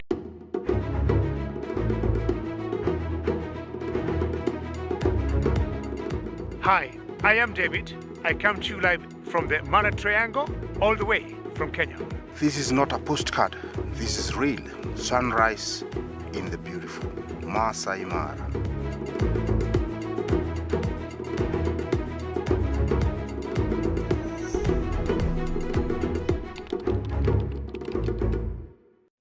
Here on WildEarth, we love it when you interact with our guides while they are live. In order to do this, you must head over to wildearth.tv/questions and submit your questions, comments, and suggestions. Simple as that. And to make it even simpler, from time to time, you will see a QR code on your screen. Open your camera phone and scan this code, and it will take you straight to where you need to be. We look forward to answering your questions on this channel.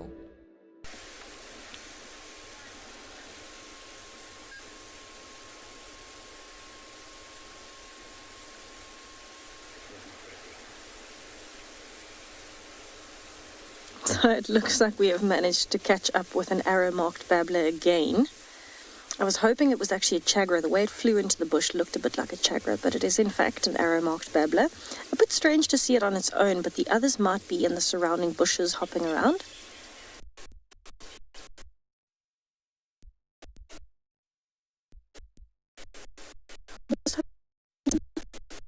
Sounds like there's a ground bird in distress. But they are quite dramatic, so they could just be alarming at their own shadows. They like to do that sometimes.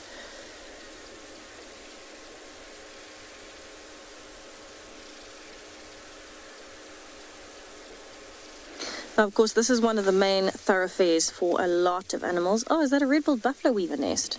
That's amazing.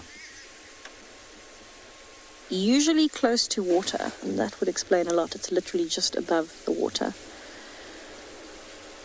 And on the northern side of the tree, so that's also a good indication. Fun fact, if you're ever lost in the bush and you need some way to figure out where you are going, usually a red-billed buffalo weaver nest is on the northern side of a tree, but you could also just use the sun or the stars or many other things. It's not always the most reliable, but usually rule of thumb on the northern side. We're having a bit of a listen. Excuse me.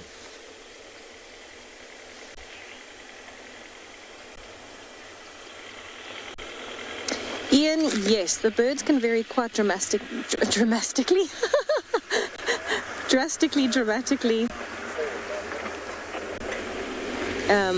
between Namibia and South Africa. Sorry, Dion was busy waving at me and sign languaging me as he was driving past. I got very distracted. Because Namibia can be quite an arid area, that means that you'd need birds there that are more adapted. So things like double-banded sandgrouse would do very, very well in Namibia. We do see them here as well, though. Something like a blacksmith lapwing, we would see a lot more of here than there, and that's because, in essence, they need water, where double-banded sandgrouse will be able to fly further to get water. So it would affect quite a lot of different bird species, but of course, if we are looking at specifically, you know, smaller birds, then yes, there would be quite a difference between Namibia and South Africa. Hello, everybody. Our expedition crew has just popped up next to us. They are busy. They are obviously live. Yes, we are indeed live. Say hi to Steve, everybody, and all of our explorers. Hello, expedition crew. Hi. We are looking for a lion. You're looking for a lion? Well, good sir, I think you've come to the wrong pan. This one is called Baboon Pan, you see, Steve, and that one's called Twin Dams. Sure. We saw your car, we saw the cup and tea, and everybody here wanted to meet you. Oh, well, hi, nice to meet you. I'm Tess, this is Owen. Hi. And everyone else watching you. So he's just on the western side of Twin Dams. It sips with him. Yes. Thank you so much. You are most welcome, Steve. Let's go see it. We'll see you there just now. Yeah, I think you should. We'll head over there and join you just now. All right, everybody, let's say goodbye to our expert. Oh, yes, you will. Thank you, Norm. Norm's got a ticket to Dream on Monday morning.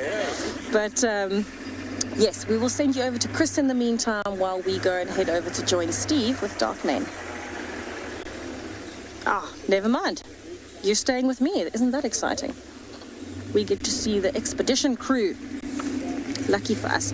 We are quickly going to have another look at Baboon Pan, though, because I just saw a very red-headed bird flying into the grass, and I'm not sure.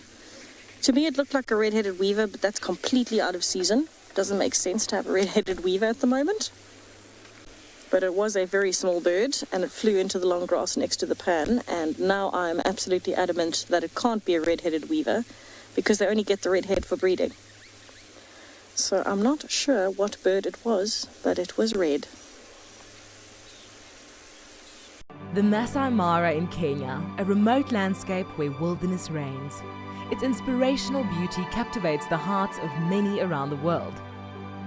This year, from August, WildEarth is leading a number of unique expeditions to follow Africa's greatest wildebeest migration here in the Masai Mara. And now, the remaining places have been discounted by 20%. Head over to our website to find out.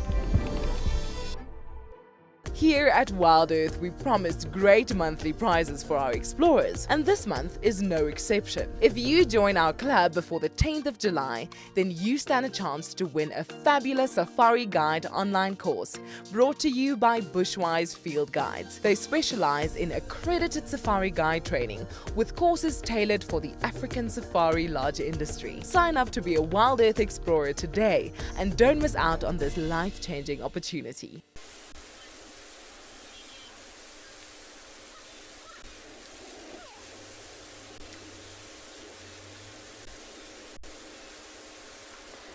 I think I'm going to go with that answer. I think the red bird I might have seen was a black-collared barbet. Similar to the crested barbet, but with a black collar, hence the name black-collared barbet. So a very thick black band around the neck. And of course on the face, bright red. And I think it may have been that, because that makes the most sense, confusing that with a red-headed weaver. If you're just seeing it out the corner of your eye and you can just see the head is red and the body's a bit yellowish, then that would kind of make sense if it was a black-collared barbet. Although I don't see it now, I'm hoping that it pops back up. But we are hearing a lot more birds now as well. Grey go-away birds. The Egyptian geese have disappeared. Maybe they know there's a lion close by and everybody's just scattering. Might make sense that way. One station with a dark man. Copy that, Steve. I'll come and join you. All right, shall we go and have a look at Darkmane with our expedition crew? That sounds exciting.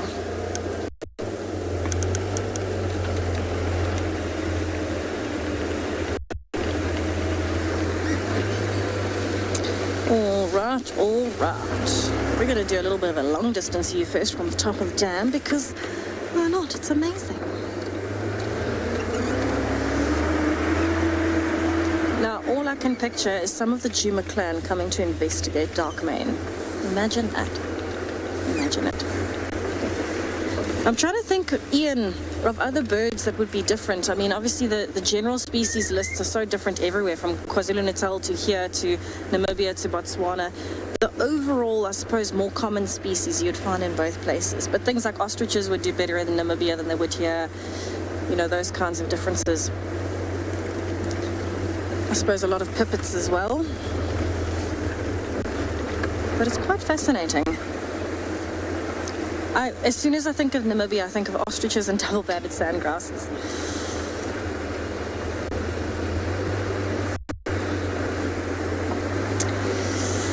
All right, let's see if we can get a view of Darkmane. In the meantime, while I get there, I will send you to Lauren, who's having, it sounds like a bit of a picnic at a picnic site, but I might be wrong.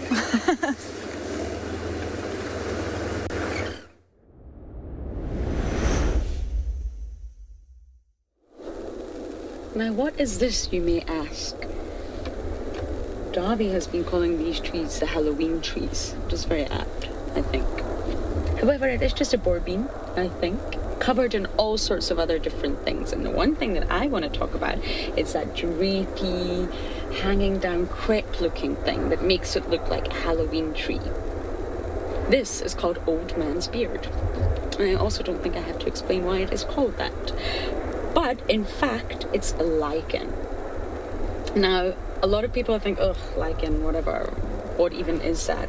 Lichen is actually really, really cool. And I just want to share some facts about it. Lichen is not a fungi, neither is it a plant. It's actually both. It's strands and strands of fungi interspersed with algae. And it's known as symbiosis. So it's a sort of interaction between two different things, fungi and algae, and they are in a very, very tightly intertwined symbiotic relationship. I guess you could call this mutualism. And when you look at a relationship like that, you have to think what's actually going on. And the fungus here might be getting the better part of the deal, because the fungal partner in this relationship, if you like, is providing a home for the algae. So it's just saying, hey algae, okay, you can come here, you'll get shelter, it's relatively safe from predators and somewhat climate controlled, I guess, because algae can dry out. But being photosynthetic, oh my goodness, I'm tired, it's been a long day. The algae are making food. So the algae are plant material that's using sunlight, and it's creating food for the fungi. So although it's a relationship and they need each other, the fungal partner is definitely the one that is getting more benefits, shall we say.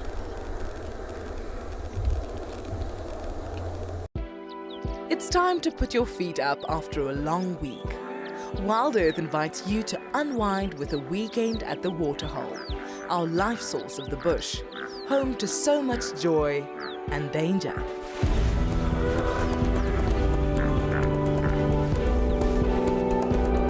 Join us on the 9th and 10th of July to get your wildlife refill broadcasted to you live all weekend at the Waterhole. WildEarth's weekend at the Waterhole is going to be epic, and we want to make sure that you are kitted out for the occasion. We've launched some wonderful merchandise just for you. Are you a dam cam lover? Find these and more on our website. So get your snacks ready, put your feet up, and join us for a weekend at the Waterhole.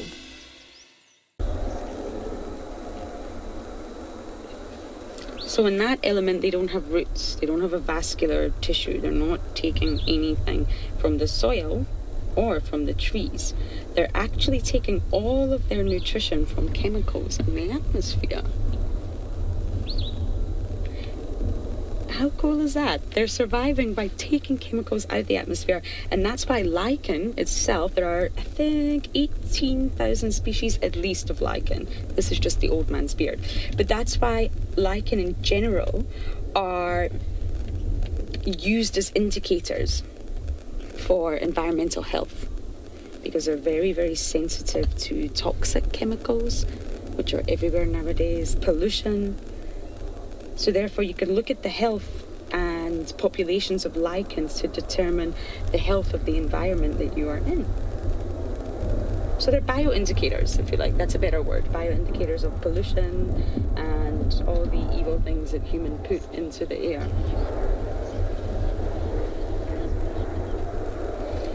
And they're also a major food source. If you think of the caribous, the reindeer, it's their major winter food source. That's what they eat. So lots of organisms will eat the lichen. So not only are they beneficial for humans, but they're also beneficial for animals. And lots of birds will use the lichen for their nest materials. You'll see many of them picking it off trees to use it. But it's just absolutely phenomenal to think that you can look at this and think, okay, what is that? I mean, it looks really bizarre. It looks like some sort of tinsel for trees that's been decorated, and Darby nailed it with the Halloween tree. It's not. It's a living thing in a symbiotic relationship, fungi and algae. Not too unlike coral and zooanthele, if you know much about coral. And they're so tightly woven that they cannot live without one another. And you can find lichen all over, not just sort of here in Amakhala. You just have to look a little bit closer. It's often overlooked, but you will also find lichen on the wings of some insects. And they use the insects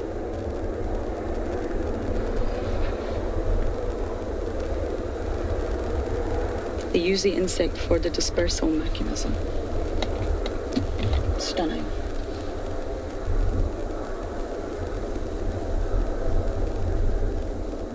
Old man's beard. I wanted to take some and sort of put it on my beard, but I thought, no, I'm not going to do that. Because it is a living thing. And the whole argument of is it mutual symbiosis or is it parasitic is a really interesting debate, because they're sort of starting to say that about the oxpecker relationship with mammals as well. I'm going to really dive in to see what is each partner in this relationship gaining from one another. And once it gets to the stage where you cannot live without each other, I'm not talking about humans, then what's really happening there?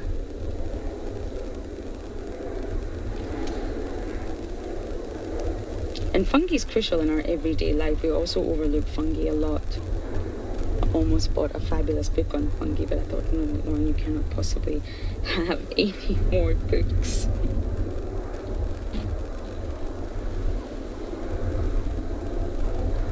But even in terms of humans, not just using them as bioindicators, they're actually also believed to have a lot of antibiotic properties. So therefore they're used in science, in sort of the medical industry.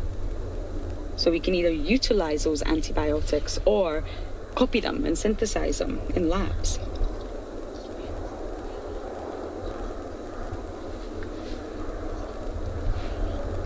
Haley, you are saying watching this has become your afternoon routine. I am glad to hear it. I am really glad to hear you jump on board every single afternoon. We try and show you such a diverse range of things, and I don't think I've ever spoken about lichen before. And it is just so stunning. This is maybe not the best example. Some of the trees get huge with massive strands of the old man's beard. But this was one that we could sort of get close to, so that Davi can zoom in and get you all the detail of those wiry strands that are actually fungi.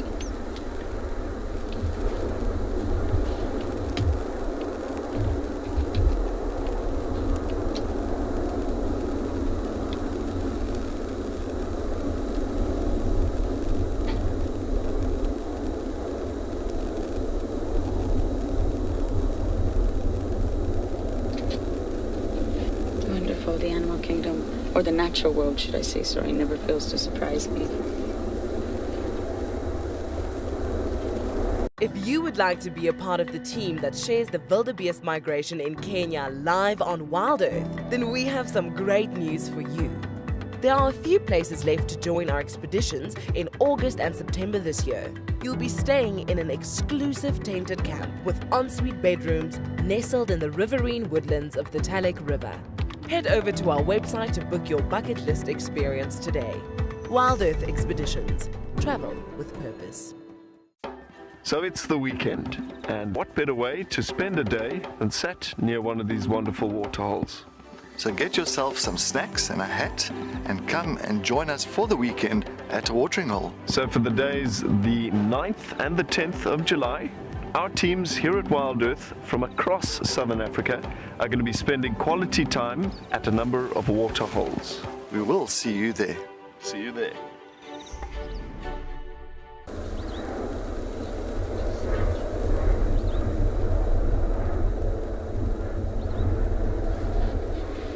Glad we got to show you that. I've been meaning to show you that for a few days. I'm just getting distracted by all sorts of other things around. Okay, we are parked on a bit of a hill, but we're going to try and get up here. You ready, Dobby? We're on the side of the mountain. To see, I've actually never been on this road. We want to kind of see what is it like, what is it going to bring, what animals are we going to see. Oh, this is a lady. Voila. Look at that.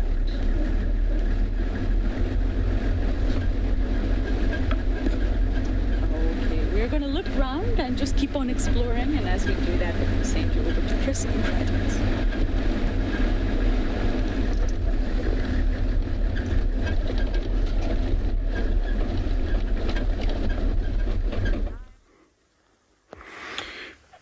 Right, so we came back.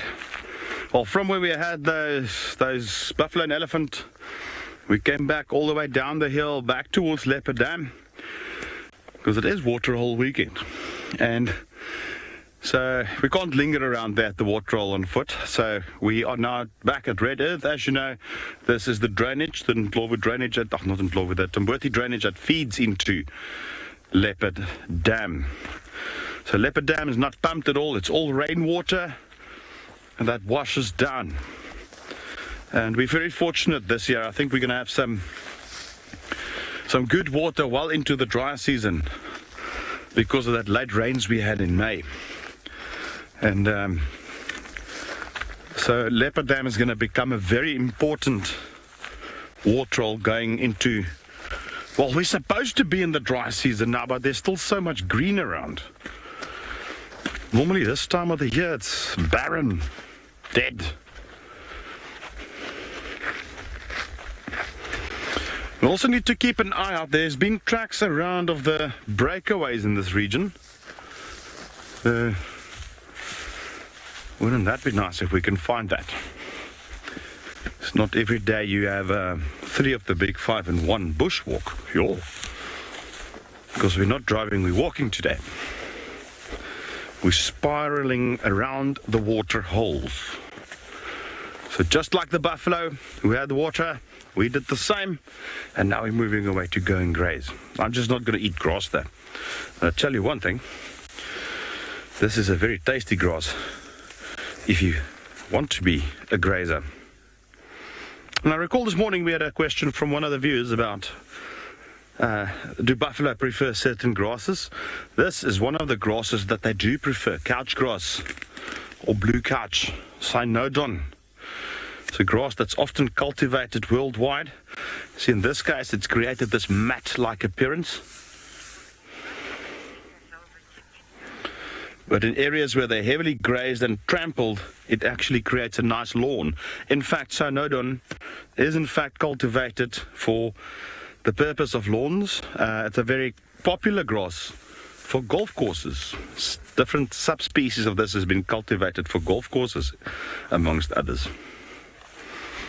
Right, we're going to move on and see what else is happening around Waterhole. We're going to, in the meantime, take you over to Juma.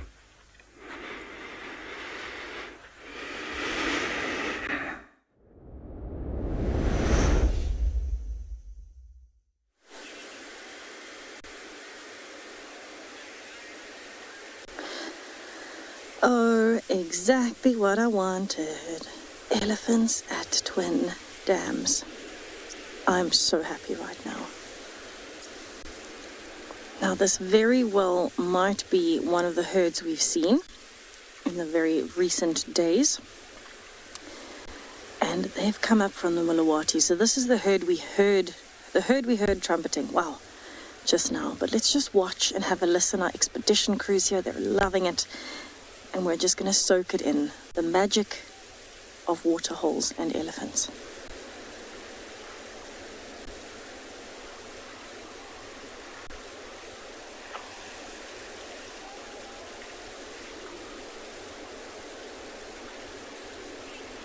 We want to make it even easier for you to interact with our guides whilst watching WildEarth. When you see a QR code like this pop up on your screen, then open your phone camera, point it at the code, and you will be taken directly to our question page.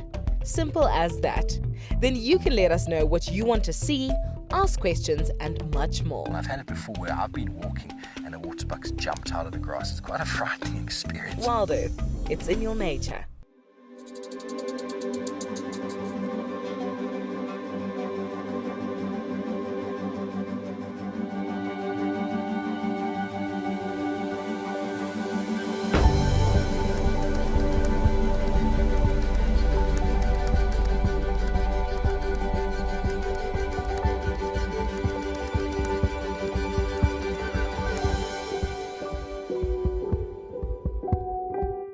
Big female was stretching, but she gave up.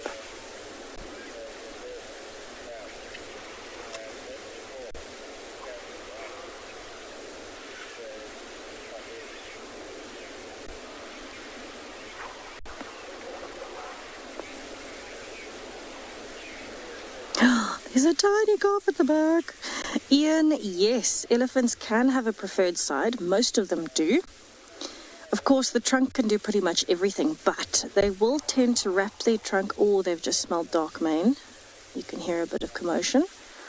They'll wrap their trunk either one way or the other, and they'll use one tusk more than the other. So the easiest way to tell if an elephant is right or left oriented, our right or left-handed, is to have a look at the tusks.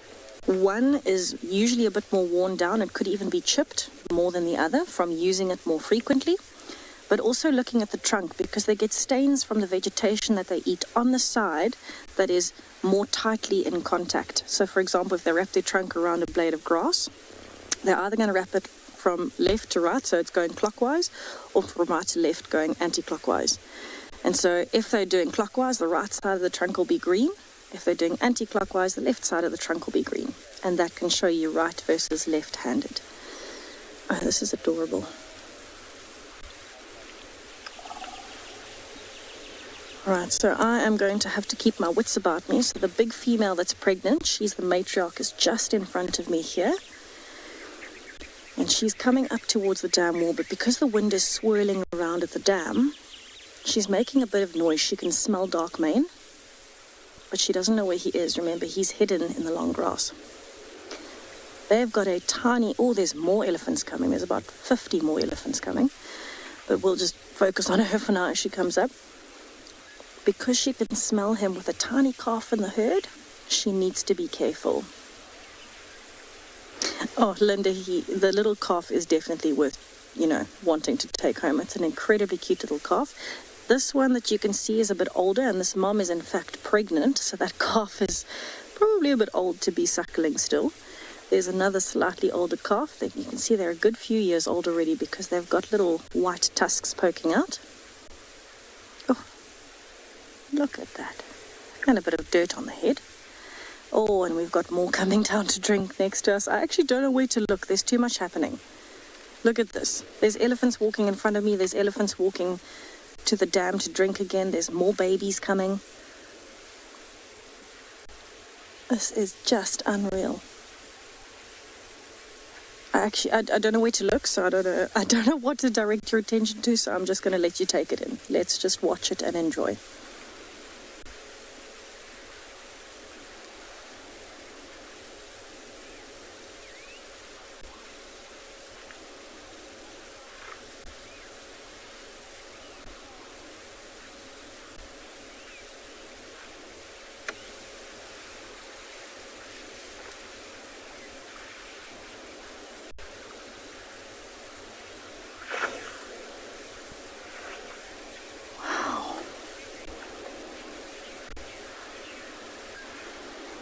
Oh, this is just mind-blowing. We've got a tiny little calf right next to us as well, trying to learn how to use its trunk.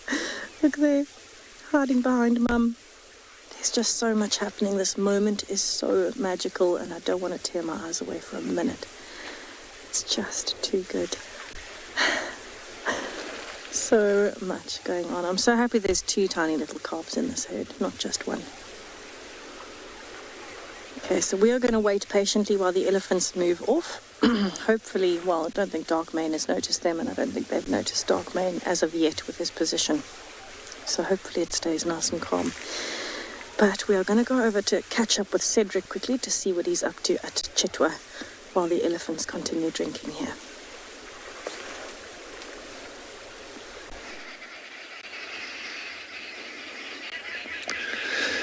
Yes, they're still sitting here at Chitwa Dam. Oh, look, he's going to open his mouth. Look. Oh, big old yawn. Look at that mouth. Nice. Of course, it is getting cooler. The sun is slowly but surely starting to set. These hippos are almost getting ready to start moving. So this is when we get a nice, quite a bit of activity out of them at this time of the day.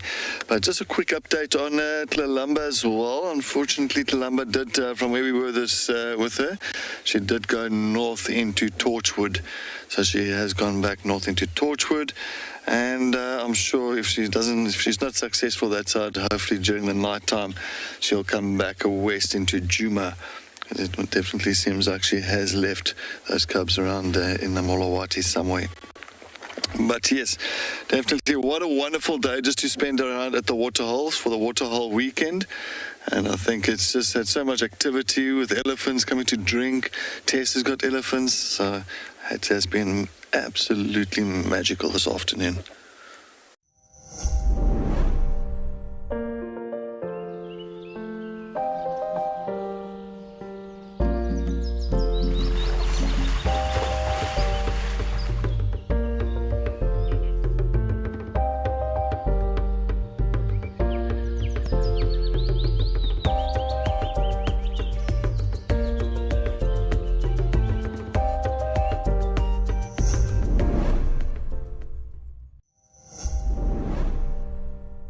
I still can't believe the amount of oxpeckers on this poor hippopotamus. It's almost more oxpecker than skin at the moment. They do seem to be retreating now, it's heading into the water. Maybe that's what you should have done first there. Wow, they really are. That was an effective method there, hippopotamus. Well done. And oh, they go.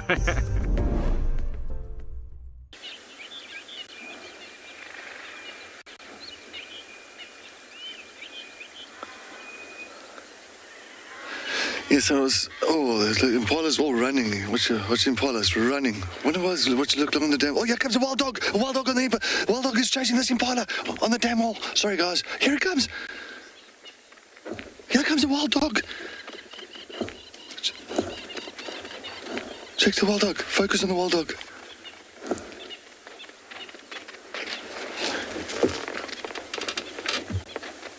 Oh my word! What is happening? Still running straight that side. Okay, let's go, Panda. Let's go take a look. Maybe the rest of the pack is somewhere here. Oh, just like that. Just like that. Oh, it's like, it reminds me of the other day at Treehouse Dam, when we were just sitting at Treehouse Dam, and next moment this impala dived into the water and with one dog chasing it. Oh my goodness. Just going to quickly look at this side. So it came from there, so it came from the airstrip area. So we are definitely going to go take a look around this airstrip here. A day at the waterhole, looks like we can just sit there.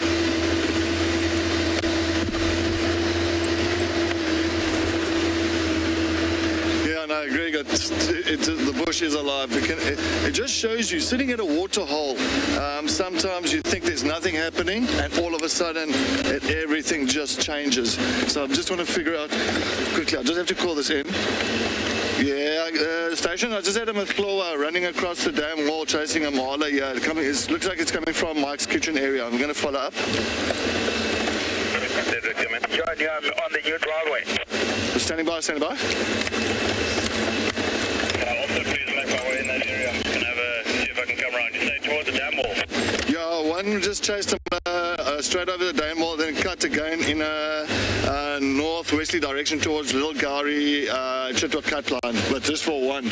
But they came from the airstrip Mike's kitchen area, so I'm just going to quickly follow up there. Yeah, I'm right there on the dam wall. I'm going to have a look here. Daniel. Alright.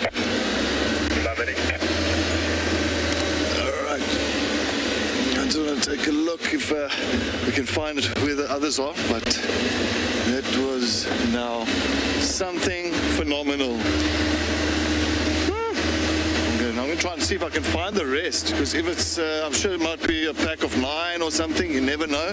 So we are going to definitely scan, but it just shows you how far they start scattering. One's just got in the dam wall, others I'm not too sure, so we will have to try and fathom this out quickly.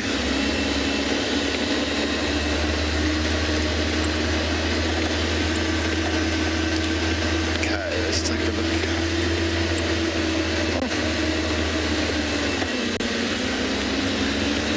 Let's go to maybe Chitwa Airstrip, Mike's kitchen, and maybe we might find the rest around here. Just trying to see if I can get at any of the tracks here.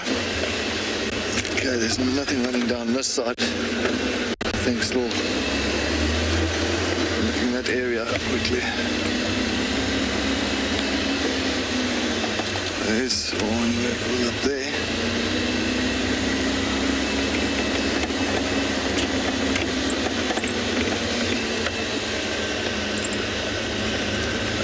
There's one station on the airstrip. Is there anything that side? There's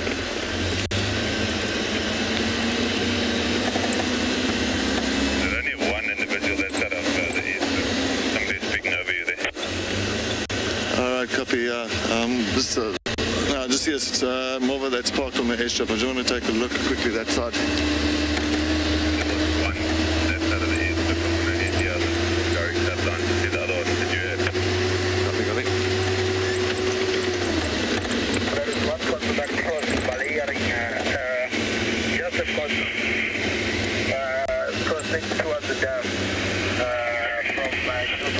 Alright, we're just going to come quickly to the airstrip. I'm just trying to follow up here and see.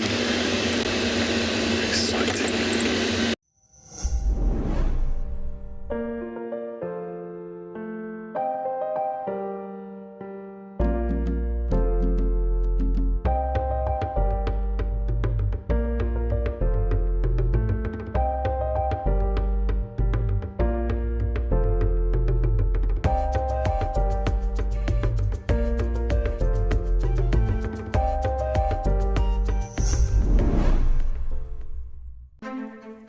We protect and reconnect nature across southern Africa.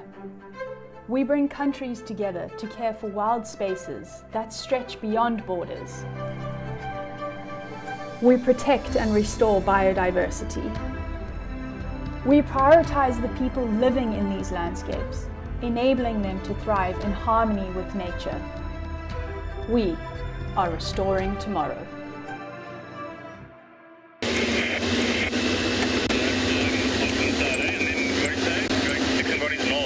Oh, sorry, guineas. Sorry, guineas. old guinea fowl.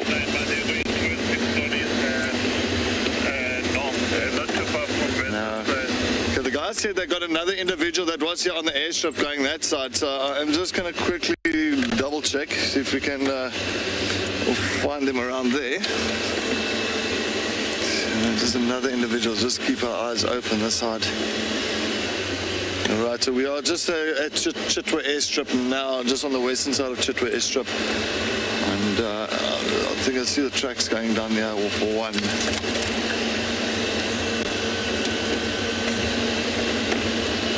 Right, well, we are going to try and see if we can work this out and find any of the other wild dogs around here. Let's head back to Tess as she's sitting with her lion.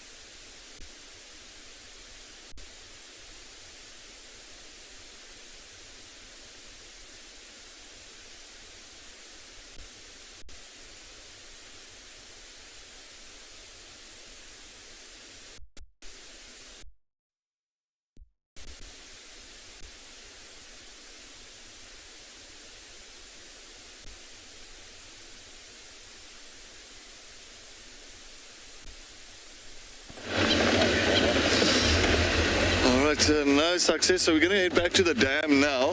Looks like nothing, I can't see anything. I see a few tracks going further north, maybe towards Torchwood. I just heard the guys said now that there's wild dog tracks on top of all the vehicle tracks on Gurry Main heading into Torchwood, so I think maybe the rest of the pack has already gone north.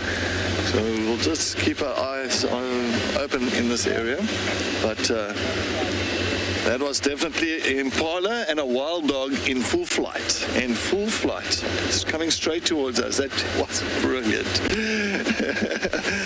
Sorry for my... I think I got lost for words at one stage here, but it's just, that was incredible. Incredible.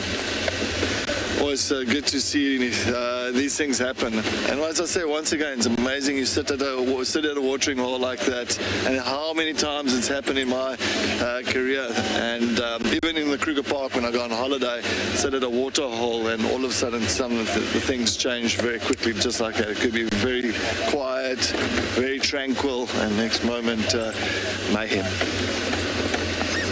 Yes.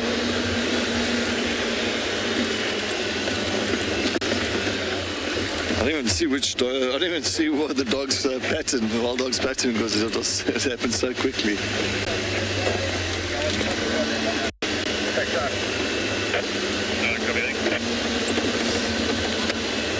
Okay, let's get back here.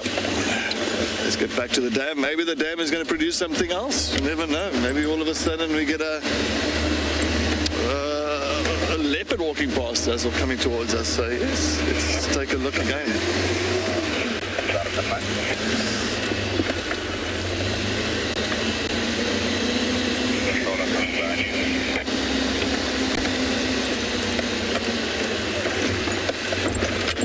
Sorry guys, where do you have that? Have you guys still got that McClaw?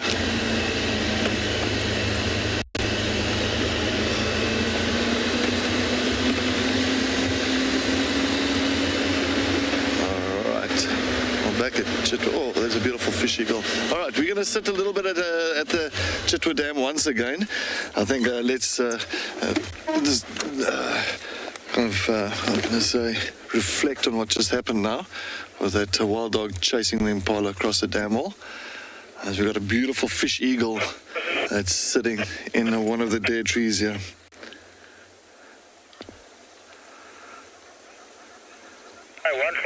Garumain going east, Namino via Loanini, one Ingwe crossed over to Torchwood. Going into Torchwood.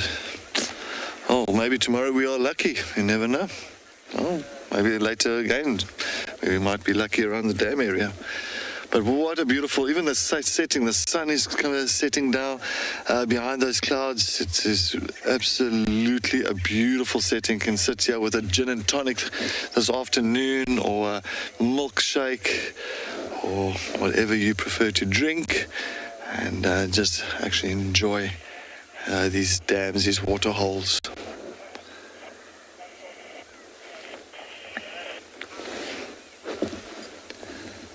Of course, there's a couple of hippos here. That's right next to us as well. But that fish eagle is beautiful. That fish eagle, African fish eagle, absolutely amazing. They are territorial, so there is a pair that's nesting. It always nests around her Chitwa Dam area, and of course, this is their area of hunting and fishing. If you would like to be a part of the team that shares the wildebeest migration in Kenya live on WildEarth, then we have some great news for you. There are a few places left to join our expeditions in August and September this year. You'll be staying in an exclusive tented camp with ensuite bedrooms nestled in the riverine woodlands of the Talek River. Head over to our website to book your bucket list experience today. WildEarth Expeditions. Travel with purpose.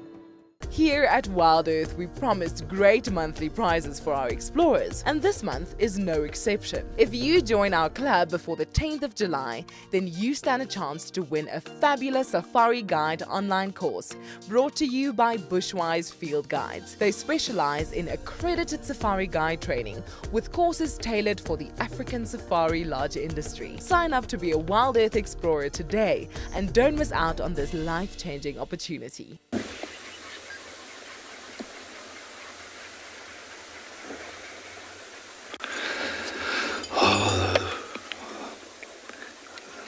There's little black crakes at the back that was also big to see.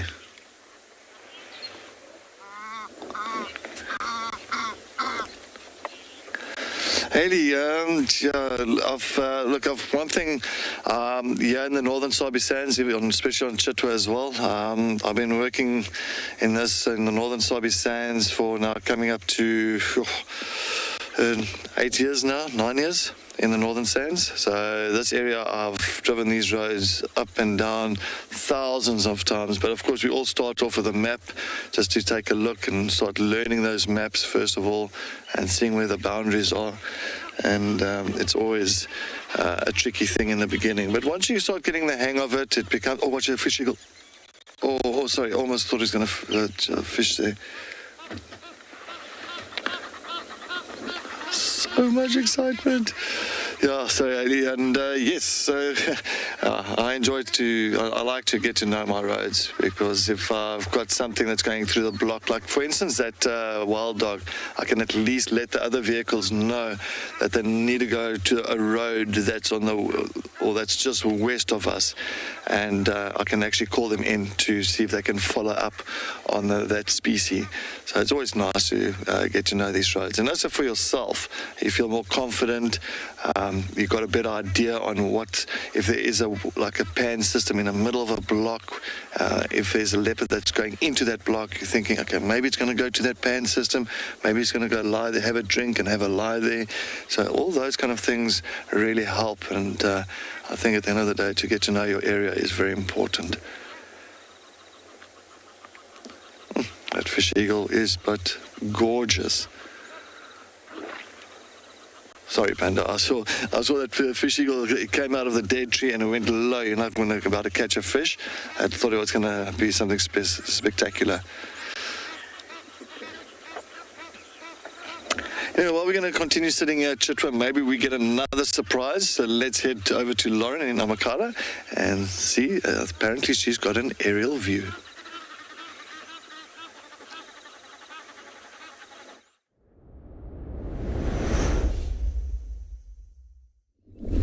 It definitely feels like an aerial view, that's for sure. we climbed up the mountain. Not much to see, but you know, I am hoping for aardwolf and things like that, so we've got to keep checking the areas that are not so well explored. But what I thought was beautiful about this view is you can see the shadow. You can see the sun's going down, the shadow of the mountain just creeping over the entire landscape.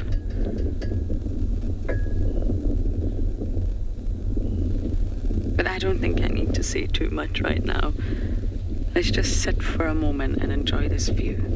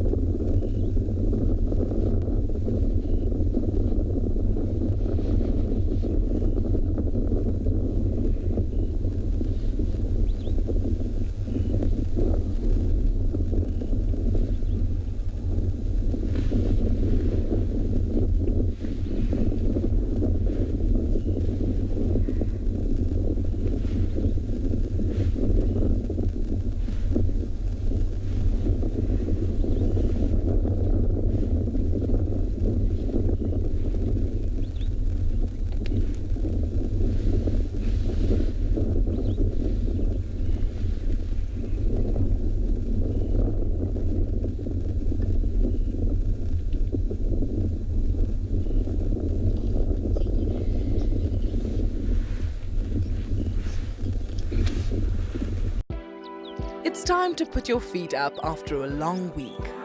WildEarth invites you to unwind with a weekend at the Waterhole, our life source of the bush, home to so much joy and danger.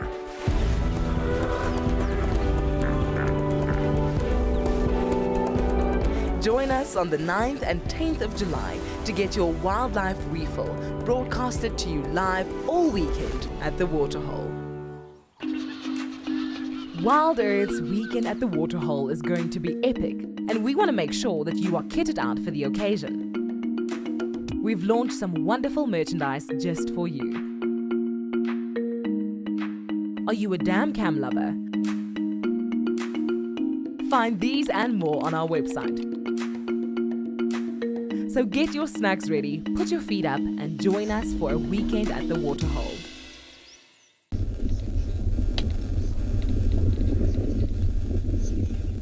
Sasha, absolutely, 100%, absolutely breathtaking.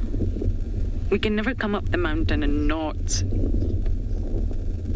give you guys the view that we see.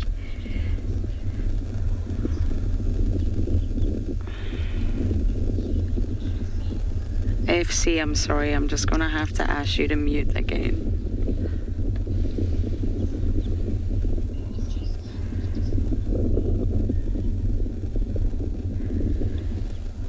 Yes, sorry, I agree with you 100%. It's incredible.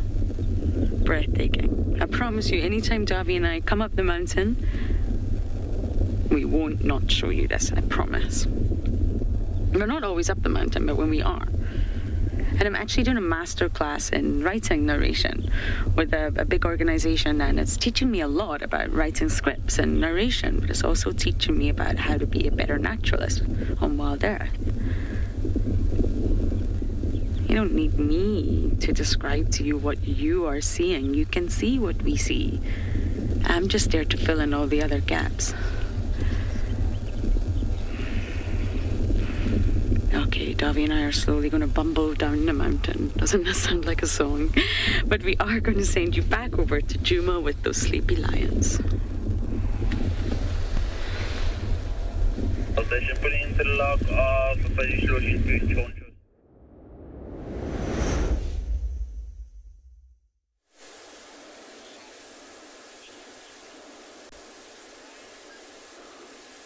It sounds exactly like a song, Lauren. I love it. So we have come back to Dark Mane. There's been a little bit of chaos here, and Dark Mane has slept through all of it. He slept through the elephants coming past. As far as I know, he didn't even lift his head. The elephants disappeared towards Baboon Pan. One wild dog ran past the elephants. Total commotion, trumpeting. Elephants chased the wild dog. Wild dog gone. No idea where it's gone. And of course, a good few vehicles trying to find it again. But Dark Mane has not worried about any of it. So he is still just enjoying a nap. And finally, now that it's cooling down, the flies have stopped bothering him. Now, one of the things with waterholes is they really do attract a lot of insect life, which is fantastic. That's why we have so many bird species. It's why we have so many reptile species, rodents, all of these things. But of course, for Dark Mane, that's probably, oh, I think he's dreaming. Probably not ideal when it's a hot day and they can come and pester you. But of course, flies are incredibly important. In fact, one of our most important insect species here for recycling nutrients and things like carrion, so carcasses, getting rid of carcasses with all of the maggots. And so they are actually quite important. So we do need the waterholes for them as well. We are still just next to Twin Dams. There it is. Hello, Twin Dams. There's still a wealth of bird life. Birchall starlings have been in and out, grey go-away birds, Egyptian geese at Baboon Pan that were disrupted by the elephants, flew over but didn't stop. And of course hornbills and things like that as well. So it is now starting to get to that point. The sun has completely disappeared, so there's no more shade because it's now below the horizon. So it's just that last little bit of light. The clouds are clearing and the dam is becoming very peaceful.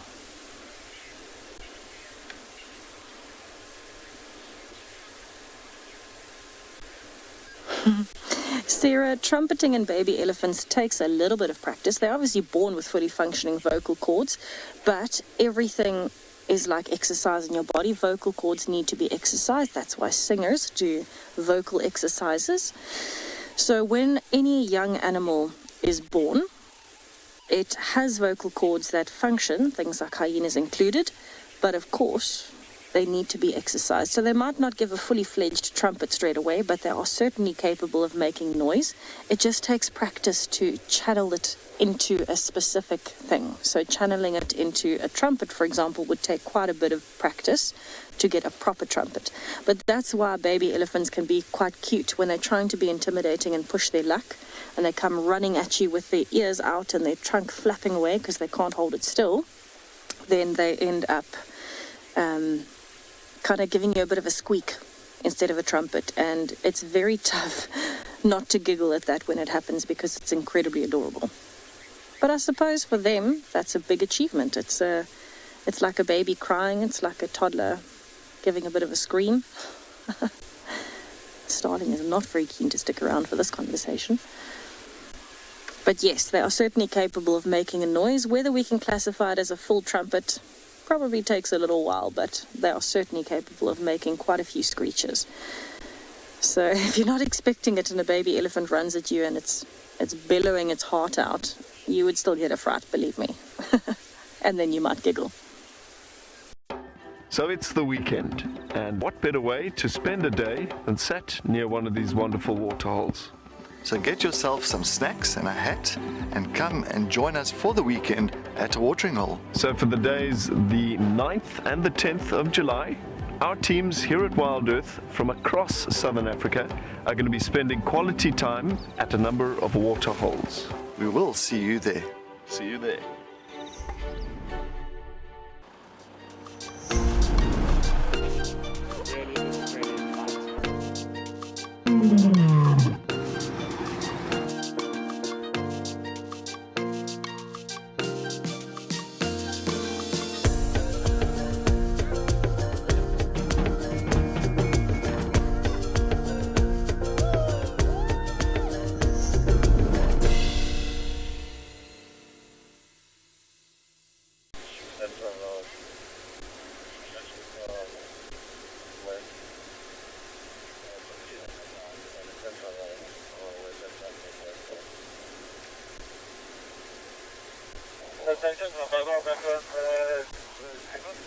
So we're having a little bit of a stretch from Darkmane. That's exciting.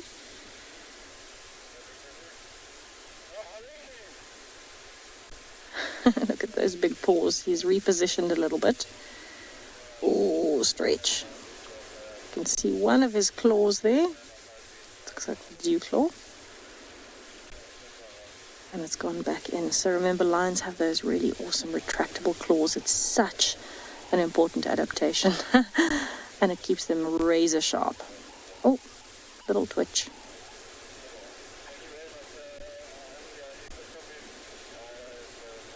It was quite a big noise. It sounded like an elephant shaking its ears. I think he's also starting to snore. Oh my goodness, I think he's snoring. Oh, he is. He's snoring. How funny is that? Listen.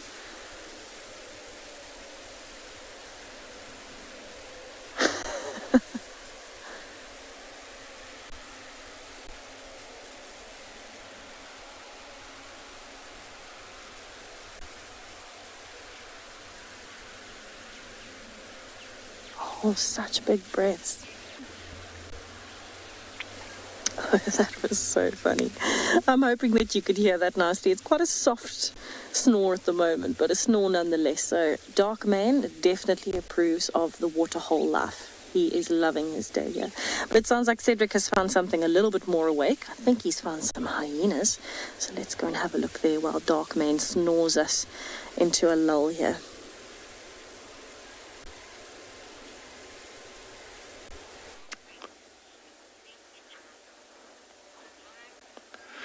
Yes, we got old Ribbon. Hello, Ribbon. Coming down Gurry Main. Of course, coming to investigate all the chaos that has been happening here with those wild dogs that's been running all over the show and into Torchwood. So we got old Ribbon coming past us. Hello, my girl. Nice to see you again. Oh, that's a nice belly. She's still got a big old belly on her. And of course she is moving straight past us. I think she is going to head straight towards the Torchwood area. All right, Jana, she's going in Torchwood. I'm not going to follow too much on her. But anyway, we are going to try and see if we can continue with our adventure. We're having so much luck this afternoon. I did leave Chitwa Dam to see if we could find more wild dogs in it. There's a vehicle that's just passing by. Oh, good day, folks. Good day. How are you? All right. We shall drive into the sunset. We shall drive into the sunset. Yes, indeed. What a sunset. I think I'm going to park nicely there and just reflect and take the sunset in. But it's so nice that Tess has got Darkmane snoring that side. Very nice. Oh, Darkmane snoring. I don't think he's going to be too happy about it. I'm sure he's going to start blushing if he has to know that he snores. But I think these clouds are going to make the sunset so real tonight, or this afternoon.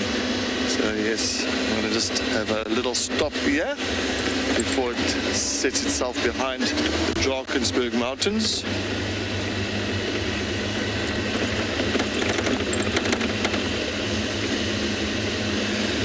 Then, yes, it's always nice to see Ribbon.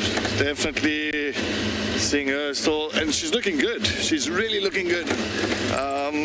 You can see the tummy of hers is nice and big, so she's definitely having a lot of success with finding food, and that's always a good thing. Oh, look at that sunset. I'm just gonna park here and enjoy a few moments of this setting.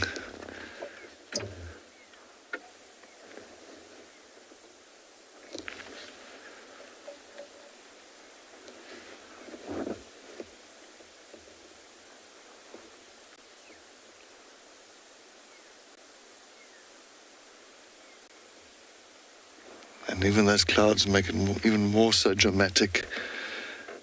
I mean, our morning started dramatic with that mist, a lion roaring in the mist, dark mane in the mist, with this amazing sunset this afternoon.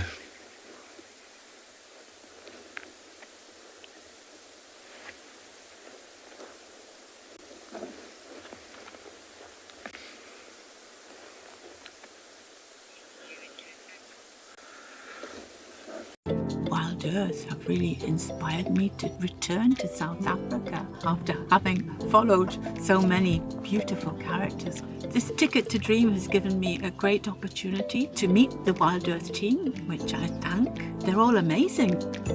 I love all of the characters, but I do have a particular passion for leopards. It's a dream, and as I said before, I just keep on pinching myself. Am I really here?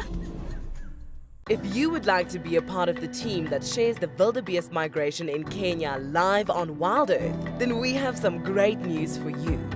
There are a few places left to join our expeditions in August and September this year. You'll be staying in an exclusive tented camp with ensuite bedrooms nestled in the riverine woodlands of the Talek River. Head over to our website to book your bucket list experience today. WildEarth Expeditions. Travel with purpose.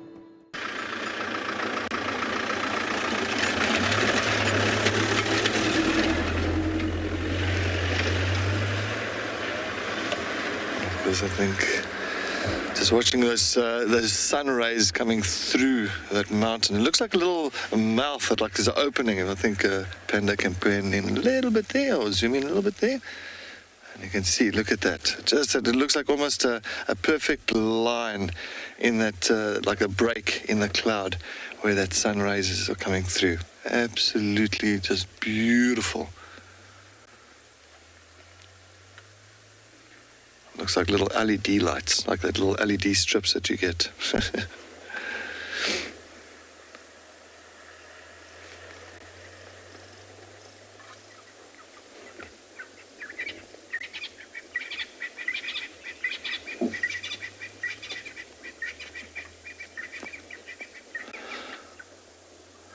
While we continue enjoying a little bit of the remaining of this sunset here on Juma Private Game Reserve, let's head over to Pridelands with Chris, and I think he's got the same.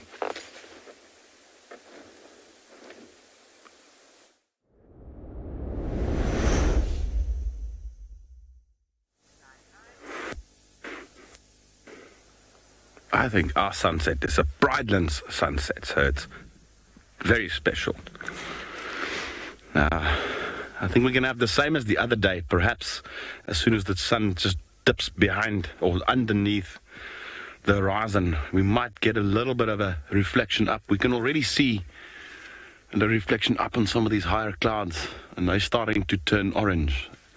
I reckon we're in for a very good one in the next couple of moments. Enjoy it.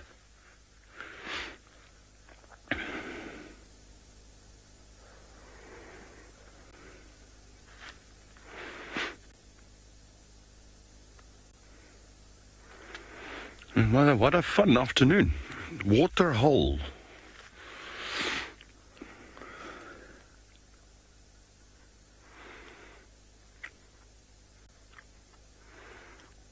And we will continue with that tomorrow. It is, after all, Waterhole weekend.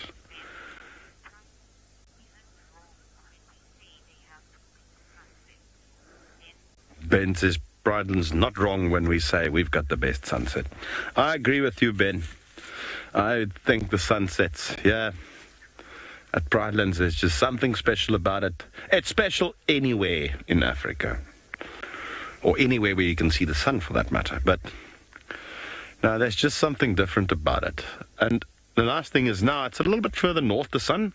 So in summer, as the sun moves a bit further south where it sets, and then you also get a little bit of the mountains in view as well with this with the sunsets. But that will only be around December-ish. For now, we're still in midwinter, so the sun is still setting very far north. So that is not true west where we're looking now. It will start moving further south because we are past the winter solstice. which was the 21st of June. So the days are getting longer now, and the nights are getting slowly but surely shorter.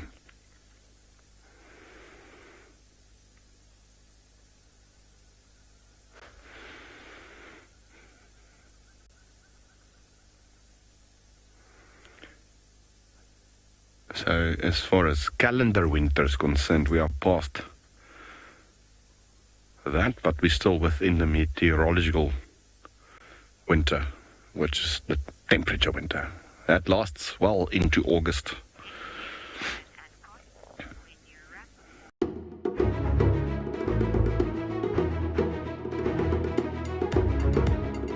Hi, I am David. I come to you live from the Mana Triangle, all the way from Kenya. This is not a postcard. This is real. Sunrise in the beautiful Masai Mara.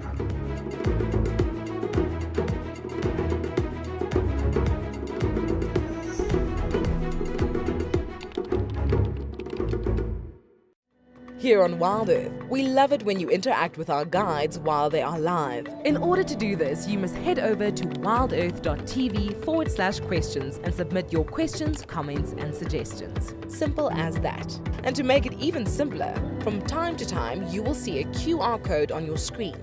Open your camera phone and scan this code, and it will take you straight to where you need to be. We look forward to answering your questions on this channel. Lovely. Peaceful moment.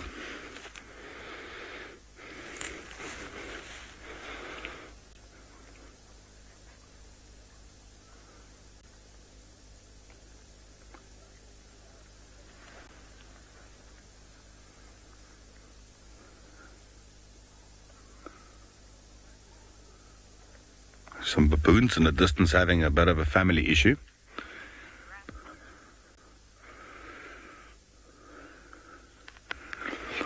Sounds like Tessa has maybe found some spots for you.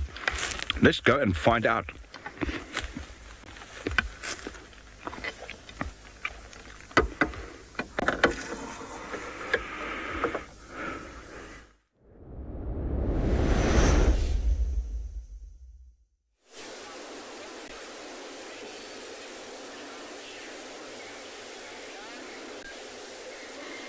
Did we find some spots indeed? Tlalamba's cubs. I'm so excited. It's the first time I have seen them since I've been back.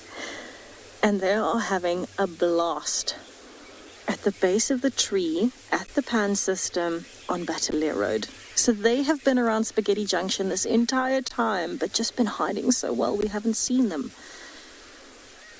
And I'm so happy that we have now. It's not the clearest view, but they're incredibly active at the moment because, of course, they are pouncing up and down, chasing the arrow-marked babblers. Now, this is the one. The other one is just off to the right. I can just see a little patch through the bush, but I'm sure it will come over just now. A little bit more to the right, AD. See if we can pop the other one in a little bit more.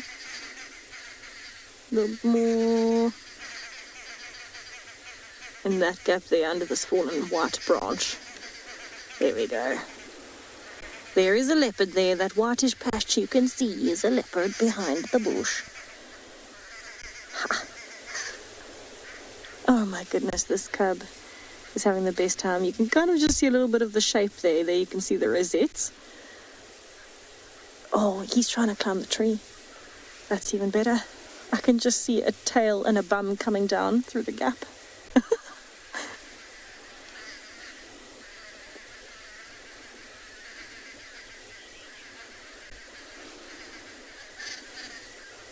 Amy, I'm so excited to see the soon-to-be teenage cubs. Look at them. Proper little predators. Practicing their hunting skills, stalking. Just having the best time. Now, because Tlalamba is not here, of course, this is a limited sighting, so we're very lucky we actually have it all to ourselves. And so I'm not... Oh, where are you going? I'm not going to be able to off-road into the bush for them, I will only be able to just reposition every now and then so that we can see them nicely. But patience is key here because the cubs are moving so fast that if we move, we're going to keep missing them anyway. So we're just going to give it a minute because they're up and down through these thickets. But this is, of course, the first time that I have seen them in ages. Oh, yep, coming back again. So I'm so impressed by the size of them. The young male almost looks as big as Lamula to me. Let's just watch this play out. It's incredible. The arrowmark babblers are chatting away and these leopard cubs are just bouncing around trying to get them.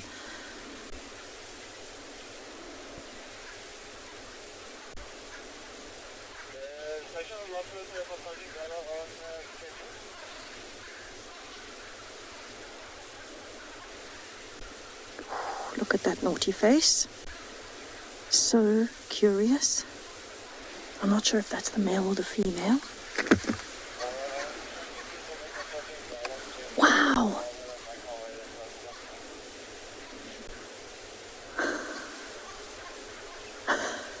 That was quite a thud. That was amazing. Now, luckily enough, Steve and our expedition crew has just come through here as well and managed to see the cubs playing.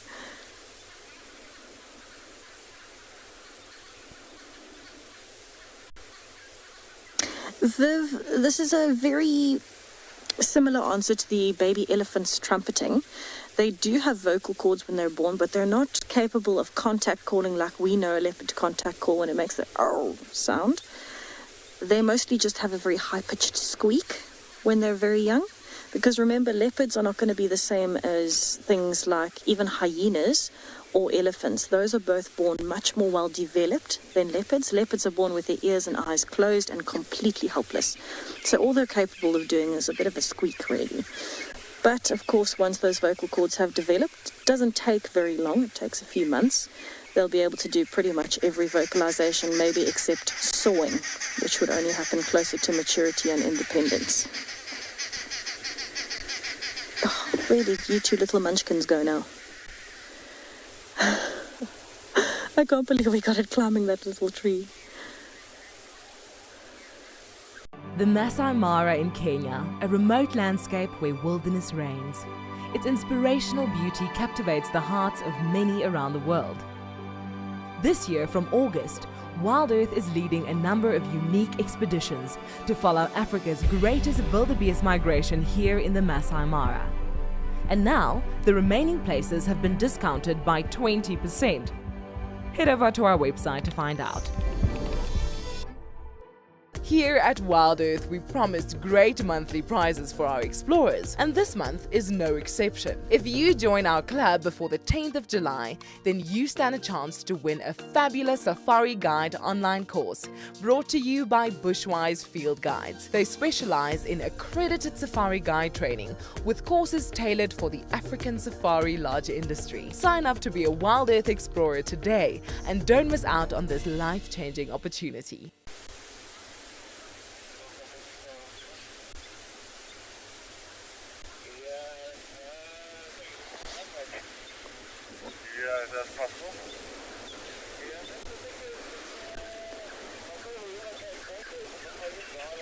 Okay, so we might have to move. I saw a smidge of movement, but I think the leopard cubs have moved towards the river. That's where the babblers are calling from. I can only imagine that means the leopard cubs are underneath them again. Now, of course, the arrowmark babblers could simply just fly away if they wanted to, so I should imagine they're getting a little bit of fun out of this, maybe. Oof, Wendy, being a little bit temperamental today, darling. Alright, let's see. I'm going to turn. So exciting. Let's see if we can catch a glimpse of them from the Mulawati. Otherwise, we'll have to come back and try here again. I'm just so happy that we got to see a little bit of action so far, and that Steve and our expedition got to... Yay! And that we're playing. Perfect. Alright, let's scan through all of these beautiful Tamboti and Leadwood trees. Oh, It is incredibly thick in here, but we are going to try our best. Maybe we'll get lucky and have them coming down towards the riverbed. Oh, now I can hear babblers back where we were. Okay, let's give it a try. Windy and low range is my favorite. She purrs. All right, leopard cubs. Where'd you go? They're so active at the moment. It's tough to kind of pin down exactly where they are because they're just bouncing from tree to tree. Okay. Stop here and scan for movement. So once again, the patience game is being tested. Wow. Alright, so we're looking for any little bits of movement, like we had with dark mane earlier. These leopard cubs have been here for 2 days and we haven't managed to spot them. So we're looking for that flicking tail, the flicking ears, and flashes of movement.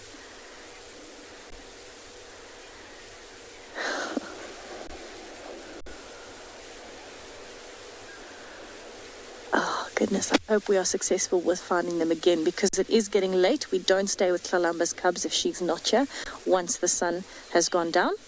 So I'm going to try my best to find them, and I'm hoping Cedric has better luck than me on that front. He's on a bumble, so let's go have a look at what he might be looking for.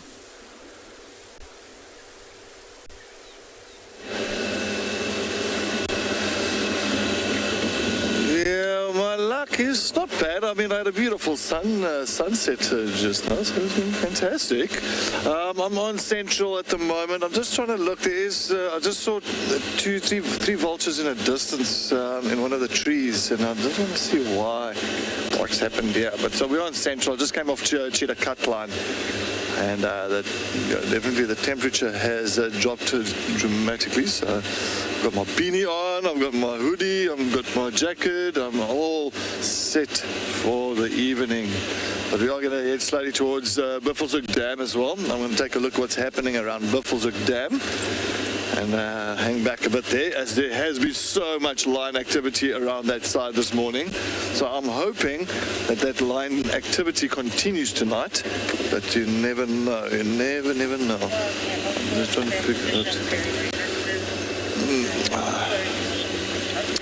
No, I don't see much this side. I thought I might see a track or two here, but I don't see too much here. But yes, hopefully everybody's had a fantastic day. We're looking at some of our water holes and sitting back and enjoying all the sightings that's been happening. It's time to put your feet up after a long week.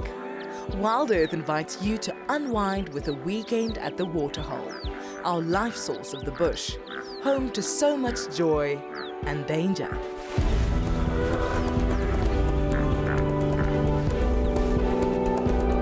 Join us on the 9th and 10th of July to get your wildlife refill broadcasted to you live all weekend at the Waterhole.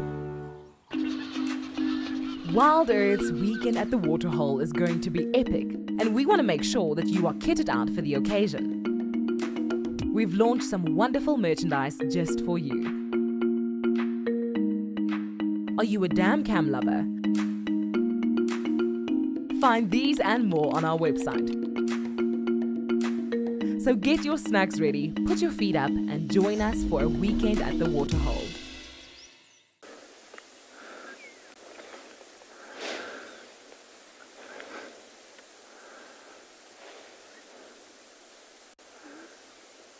We've got a lioness, a single lioness. She's just contact calling as well now. So I am so happy. Yeah, she comes. I don't know who it is. I'm going to try and figure out. Let's listen. She's contact calling.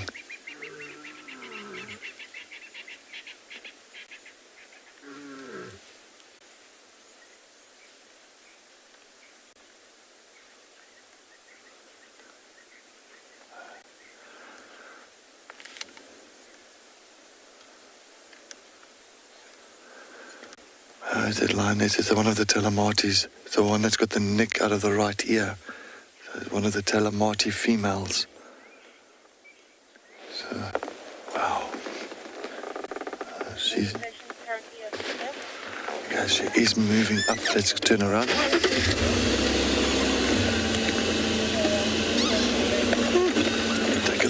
she's going to go. What an afternoon. And there's fresh lion tracks, female lion tracks here. Fresh. Oh, there. Oh, fantastic. So this is one of the Telemati females. I'm sure this must have been, this is the Telemati female that we saw this morning at the quarry. Remember we had the S8 male that was kind of trying to chase down a female, and I think it might have been for this female, because I saw that I think the right ear's got a little bit of a nick out of it. Let's sit back here.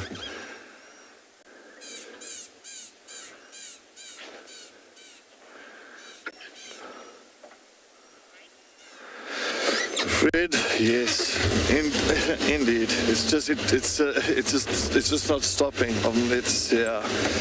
From leopards, wild dog, lions, elephants. Tess also had all her magical sightings, same as everybody else all around, which is just a great day out here in Africa. Beautiful. Another day. But that female's also got a very fluffy tail.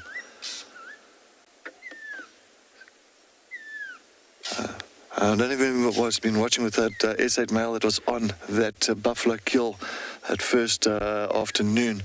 And we had one female with that male, and she had that very fluffy tail. And I'm sure it's her. I'm sure it's the same one.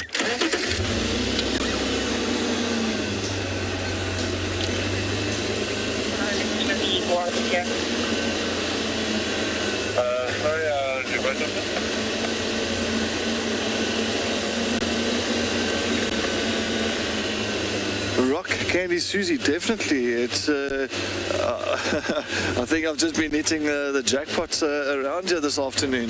Definitely, it's one excitement after another excitement. I think I'll just yeah. What's next? What is next? Polar bears coming through, maybe. That'll be amazing. The way it is going. But she was contact calling just now. That real typical, that low. And then, of course, not at a roar, just contact calling, and they can pick up on that noise from far off. Watch as she's listening out.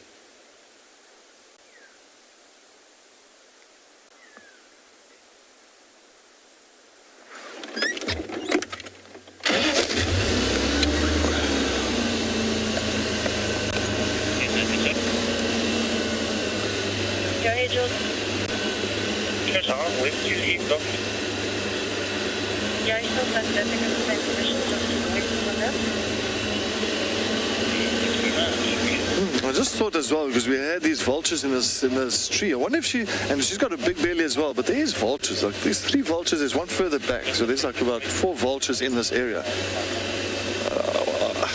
I don't know. Well, maybe she's made some kill during the day, but I'm not too sure.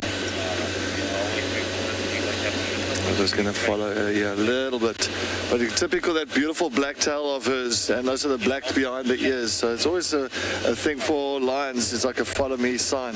So it's easy for them to really follow each other just by looking at that black tips. And that's if they are hunting, they don't have to do that typical vocal communication, which she was doing earlier. They can do more visual communication and pinpointing just by looking at those black tips on the tail and, of course, behind the ears. If you would like to be a part of the team that shares the wildebeest migration in Kenya live on WildEarth, then we have some great news for you. There are a few places left to join our expeditions in August and September this year. You'll be staying in an exclusive tented camp with ensuite bedrooms nestled in the riverine woodlands of the Talek River. Head over to our website to book your bucket list experience today. WildEarth Expeditions. Travel with purpose.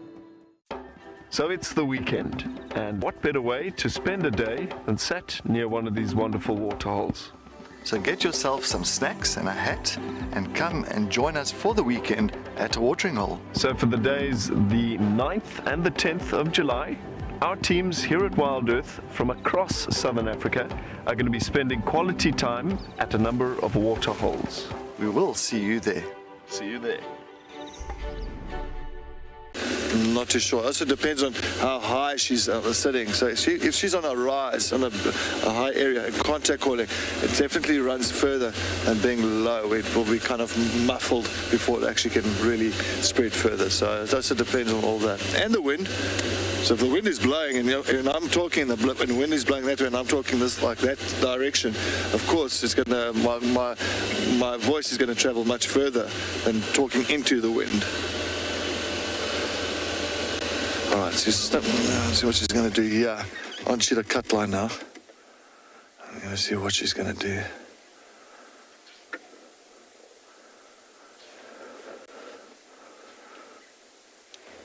Yeah, I just got one more fuzzing gala here in Central Junction with Chitwa cut line.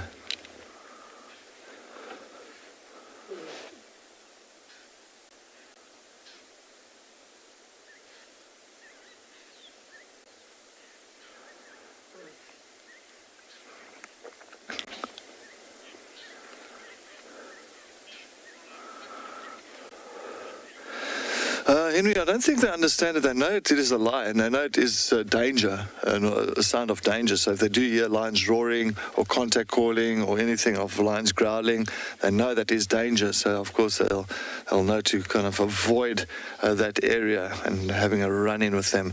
But when it comes to contact calling and the how can I say, the language between the two different cats, that's different. Okay, she looks like I want to see where she's going. Hopefully she's not going to go into... Looks like she wants to go into Torchwood. Let's quickly get the last little bit here, see what she's going to do. But she's going straight into Torchwood. She is sniffing quite a bit here. So maybe the others did scent mark around here. Let's see what she does here. Let's listen.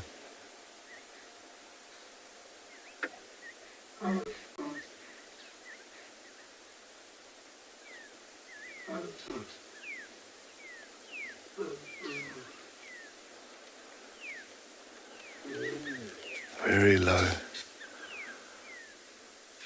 And I'm sure we had other tracks going north into Buffelshoek, and that's north of us. But maybe she can see she's trying to pick up on the scent of the other lions maybe, and it can give her a better understanding on how long ago they've been here and which maybe direction. That's why they're calling. So if she can contact call and she knows it's nice and fresh maybe from this morning's scent marking from the other lions, then at least that contact calling will help her to realize exactly the direction they went to. And then while we're going to be sitting with this Telemati female lioness here on Chitwa Central, let's head over to Tess while she's sitting at one of the dams with something interesting to show you.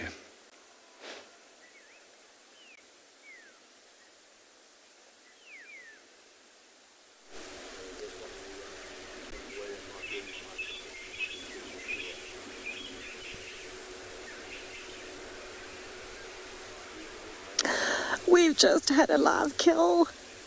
The grey heron is hunting and it caught a frog and threw it up by its leg. It was really strange to see. And now it is back on the prowl. You can see it slowly stalking through the water, waiting for the next opportunity to stab into the water with its beak and catch the unsuspecting prey. In all seriousness, it's really beautiful light at the moment, so we can see a gorgeous reflection, beautiful bright yellowy orange colours on the beak and the legs. And of course, just enjoying how slowly and meticulously it walks. Now we can't reposition from here to follow the grey heron because actually we off-roaded not for the grey heron but for... Oh, wait, it's coming back. We off-roaded for Dark Mane, but he's sleeping, so let's watch the heron come back. We want to make it even easier for you to interact with our guides whilst watching WildEarth. When you see a QR code like this pop up on your screen, then open your phone camera, point it at the code, and you will be taken directly to our question page. Simple as that. Then you can let us know what you want to see, ask questions, and much more. I've had it before where I've been walking and the waterbucks jumped out of the grass. It's quite a frightening experience. WildEarth, it's in your nature.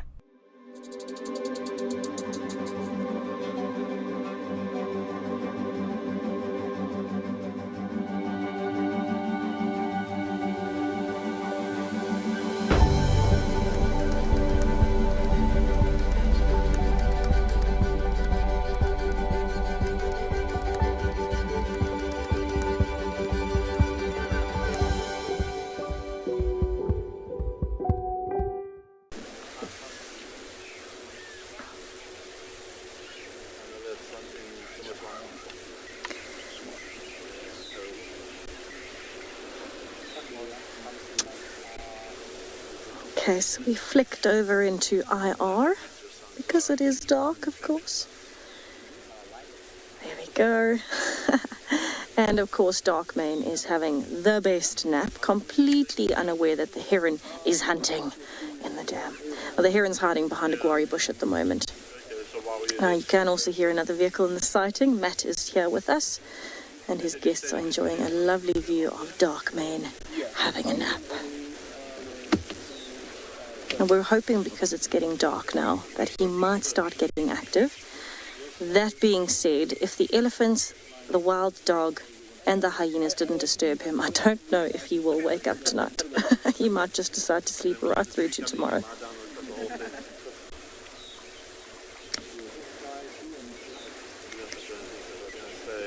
Now, I might be making Owen work overtime here, but I did promise you this morning that it would be Sensational Socks Saturday for our weekend at the Waterholes, and I'm absolutely adamant that the lucky socks are lucky. The socks are amazing. They're lucky, and so I have to show you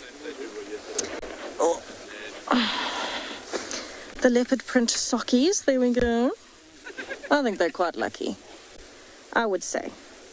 Sensational Socks Saturday for the win. We have had so much luck. Matt was just telling me we've been really lucky, so I feel like it's the socks. It's the socks. But of course we are back with Darkmane because he's probably prettier than my socks and definitely alive.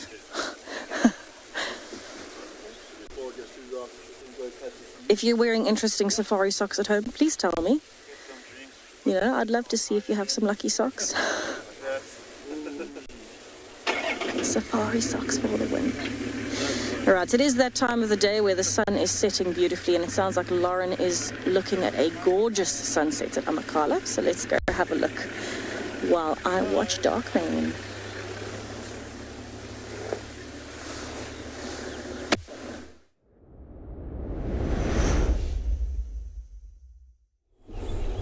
That's the lack of light now here for Amakhala. But you've always got to make the most of it. And I think tonight we absolutely are. Now, before I just give you a moment to enjoy it, I want to let you know what you're looking at. It is the silhouette of the prickly pear, sometimes called the sweet prickly pear, I think. And it is a succulent shrub, completely leafless tree, if you like, with paddle-shaped arms. And these arms have spines, and it's a alien species. And it came here, and it shouldn't be here, pretty much. But it is used so much in South Africa that a lot of people think it is actually a South African species, and it's not. It's come from Central America. It's invasive, it's alien, and is spread. It is used for sort of stockades to keep domestic livestock in, and it's also used to make jams, I believe, quite a delicious one. And it's also used as feed for different animals. So it has many, many uses, but the point is it shouldn't be here. We'll show you it in the daylight tomorrow so you can have a good look at it, because it's a bizarre looking thing that looks a bit like a cactus. Beautiful, but shouldn't be in South Africa. So I think this silhouette is absolutely stunning, so let's just take a moment to appreciate it.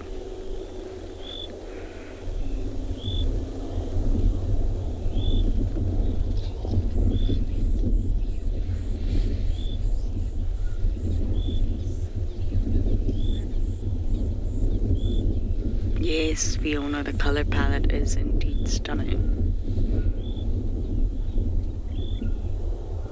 Such a great time of night.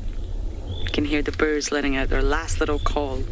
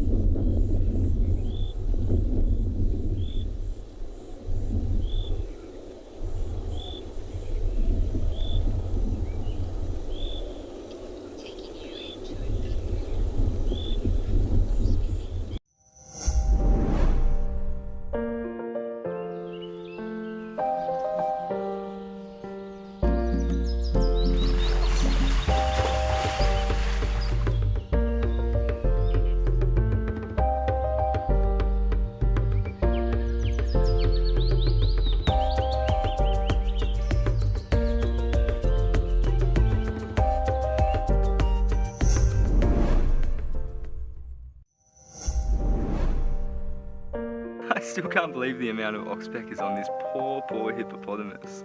It's almost more oxpecker than skin at the moment. They do seem to be retreating now, it's heading into the water. Maybe that's what you should have done first there. Wow, they really are. That was an effective method there, hippopotamus. Well done. And oh, they go.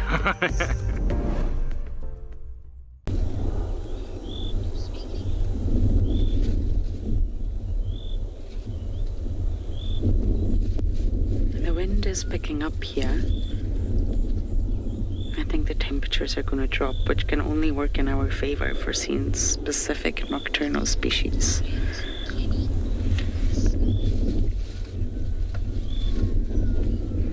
Kenny, the sky is on fire. Imagine if it really was. But I know what you mean. It's just alive. Wow. But Kenny, it doesn't last for very long. You blink and you miss it. Amakhala sunsets so far have just been mind-blowing. I want to say otherworldly, but of course it's not. It's our world. This is our world, our planet. It's not magic. It's not belonging to another planet. This is our planet. And these are the things that we overlook on a daily basis.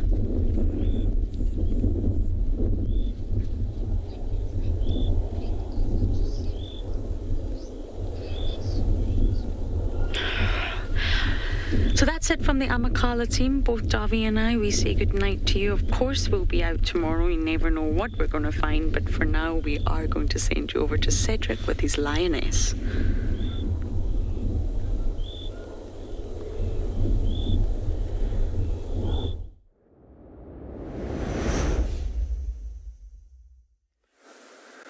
Yes, I'm still sitting on Chitwa cut line with the junction of Central. And this female is still contact calling the Telemati female.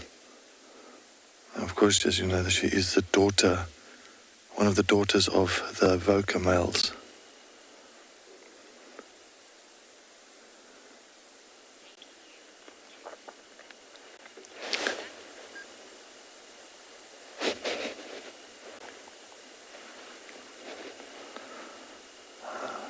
This one. Still contact calling, still that very low contact.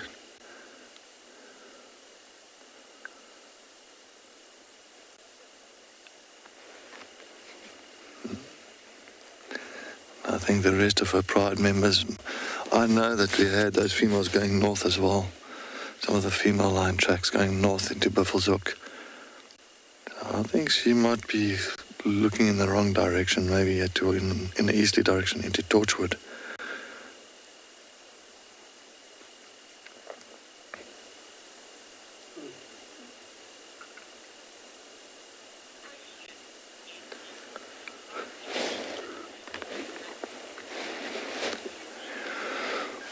Andy, I haven't heard apparently like giraffe. Giraffe, I've never heard really. I've heard a giraffe sneeze. And that's as far as it goes. But when it comes to vocalization, no, I don't even heard giraffes vocalizing at all. So that's one of the animals that has always been very quiet to me as well. Even with if it sees a predator as well, they don't really do much. They're actually really kind of more posture, more body posture on looking at something, and more body, I'm going to say, body communication than anything else. So yeah. But other than that, most of the all your predators, they will vocalize. So that's a very, very important part for them, especially if you're territorial. You want to make sure that you can vocalize, and making sure that others know that there is an individual in that area.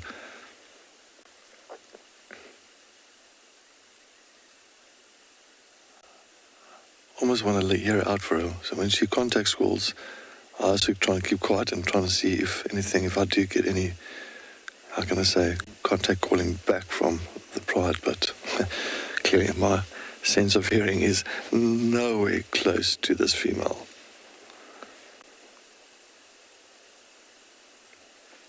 She is a really pretty girl, this. Really pretty.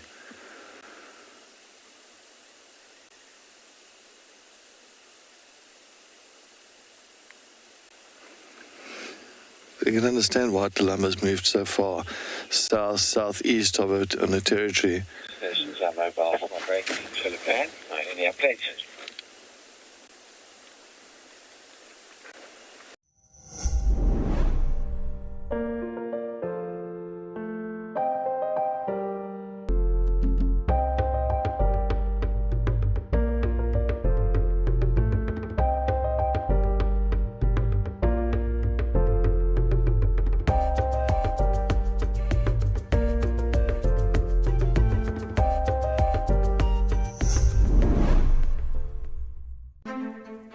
We protect and reconnect nature across southern Africa.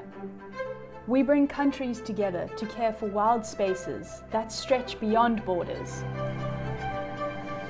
We protect and restore biodiversity. We prioritize the people living in these landscapes, enabling them to thrive in harmony with nature. We are restoring tomorrow.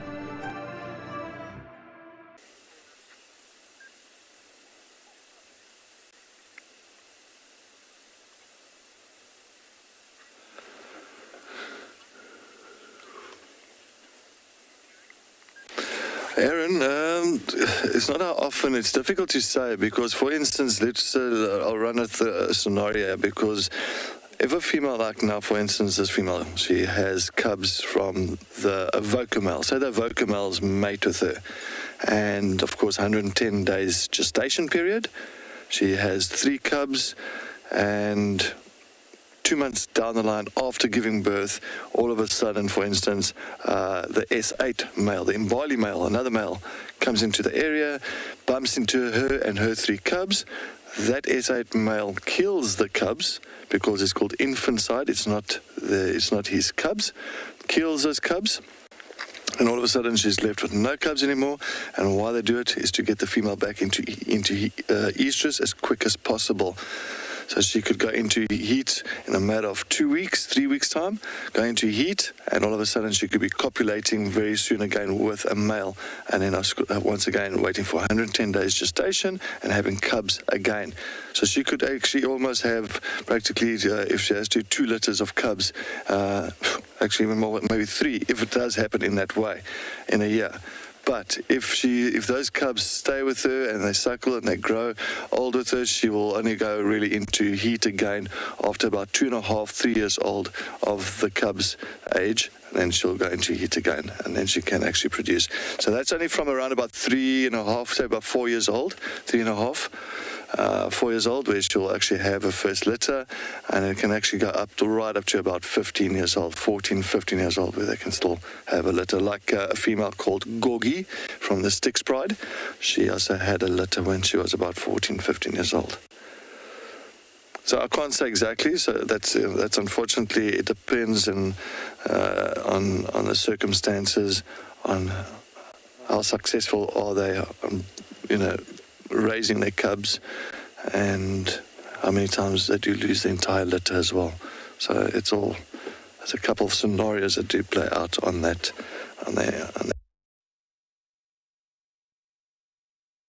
It's the same as leopards, exactly the same with leopards.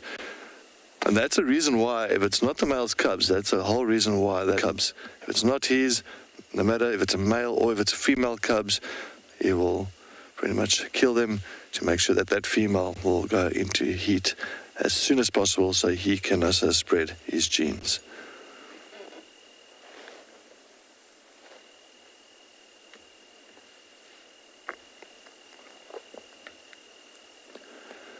She's definitely not getting any contact from the rest of the pride. As I say, I think the pride is in Buffelshoek. I think Buffelshoek Dam, west of Buffelshoek Dam, that's where we had all the action this morning, heading into Buffelshoek. So she's looking east into Torchwood, quite, I'll say about maybe, we're about 800 meters south of Buffelshoek Cutline on Chitwa Cutline. So, yeah.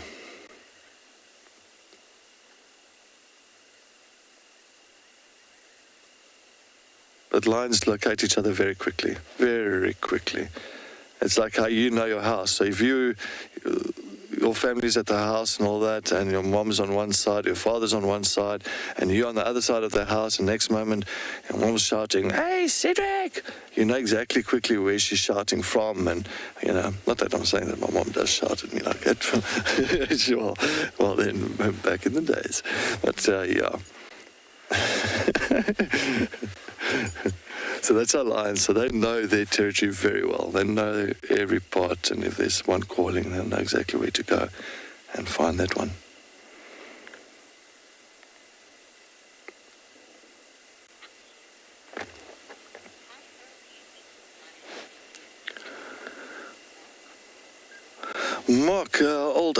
Mark, that's a very good question. I would love to know myself. I was actually looking through some of my notes now, so I couldn't see. But if it's a Voca's daughter, I won't rate her more than, say, 5 years old. If I'm not mistaken, maybe if somebody can give me a clearer answer on exactly. But personally, the way I see her, maybe like a 5-year-old female. So still, she's not the oldest. She's perfect. She's just going into her prime. Maybe, 5. Just take a look at Vocas or year. 17. Yeah. Even less. Maybe 4 or 5 years old. 4, 5 years old.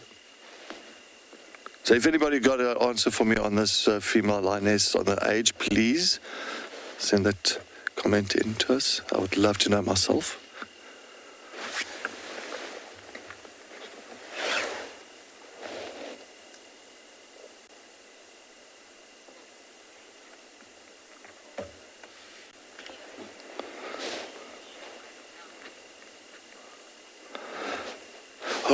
Well, we are going to be sitting with this beautiful female lioness. I'm hoping that she will call again later on. Let's head over to Tess. Well, she's got dark mane and his head is up.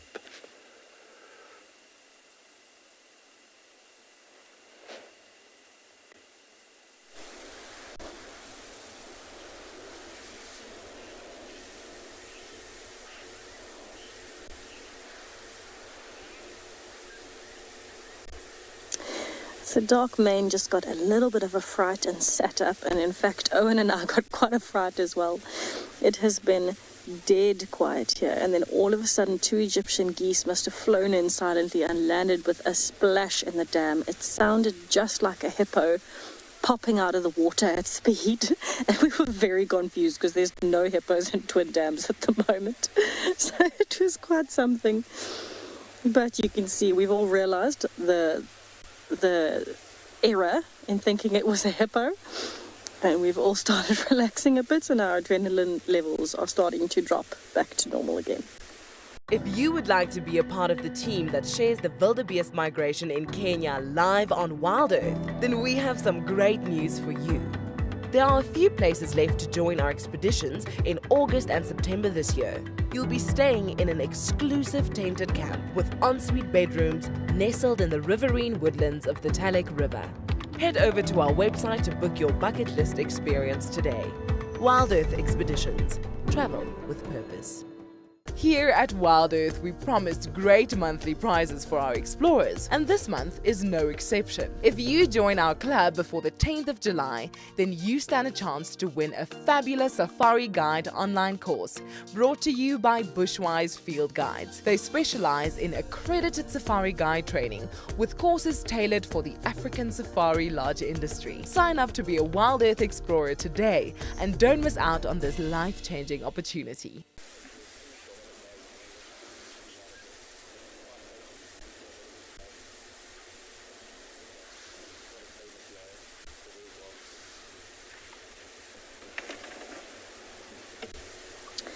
So the elephant, a big bull, has just walked past, and completely oblivious to dark mane. Dark mane picked up his head and then promptly put it back down again.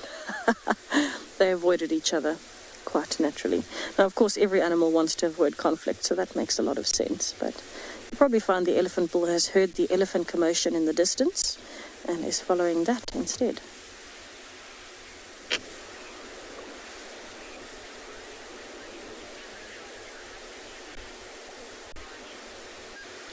Ryan, it's an excellent question, and in fact, yes, there are some prides of lions that specialize in hunting elephants.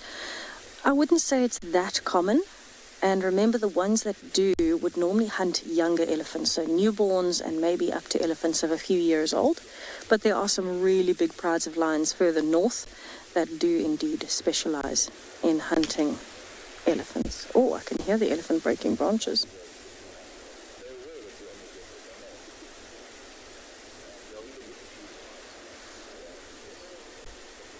Oh, dark man can hear it as well.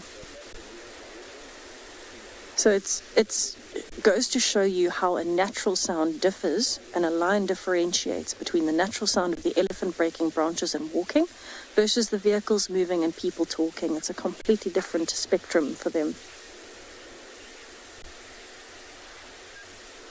Dylan, yes. So lions, well, actually all wildlife pretty much are prone to mating with siblings, and even daughters or fathers or anything like that, mothers even.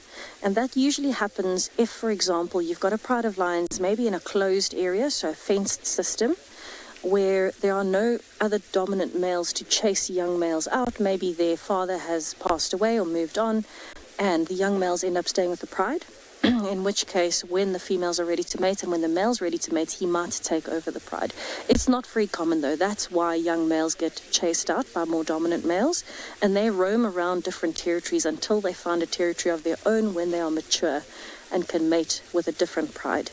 That being said, animals are a lot stronger than us genetically, so they are much less likely to have serious implications from mating with siblings or immediate family than, for example, humans would be. We're much more prone to genetic mutations and things like that. So there is a natural system in every species that tries to avoid that, but it's not always possible. And you would only really see a problem in animals if there's a heavy amount of inbreeding, as opposed to the natural system where the animals naturally move out. In hyenas, it's, the same. The females stay together and the males leave. In wild dogs, however, it's different. The wild dogs will stay together with the males and the females leave the pack. Only the alpha female will stay, sometimes one or two others. So it just depends species to species, but normally there is a natural way of avoiding inbreeding.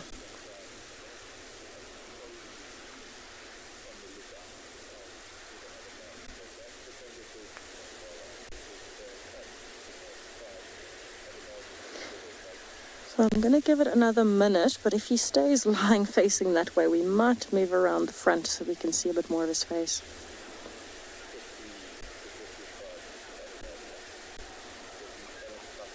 Caitlin, yes, absolutely. So an older male lion would still be able to join other prides and take over other prides if he is still strong enough. So remember, male lions might live to 12, maybe maximum 15 years old in the wild, not in captivity. That would be a lot longer.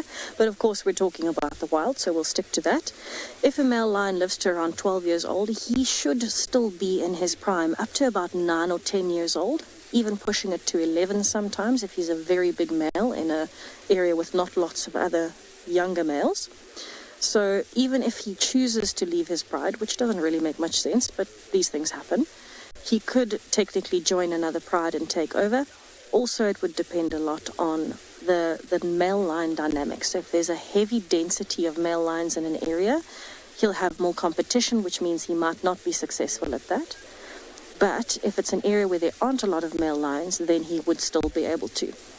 So even though, for example, the Avoca brothers are all 9 years old, so dark mane over here, almost 9 years old, dark mane, blondie, and mohawk, they are still kind of in their prime. 8 to 9 years old is still in their prime, where a younger male, maybe 6 to 7 years old, is only starting to come into his prime. And so these three would technically, possibly still be quite a bit stronger and would be able to join a different pride. It's time to put your feet up after a long week. WildEarth invites you to unwind with a weekend at the Waterhole, our life source of the bush, home to so much joy and danger.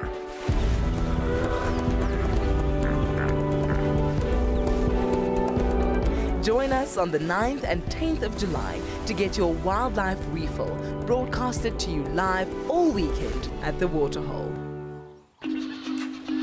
WildEarth's weekend at the Waterhole is going to be epic, and we want to make sure that you are kitted out for the occasion. We've launched some wonderful merchandise just for you. Are you a dam cam lover? Find these and more on our website. So get your snacks ready, put your feet up, and join us for a weekend at the Waterhole.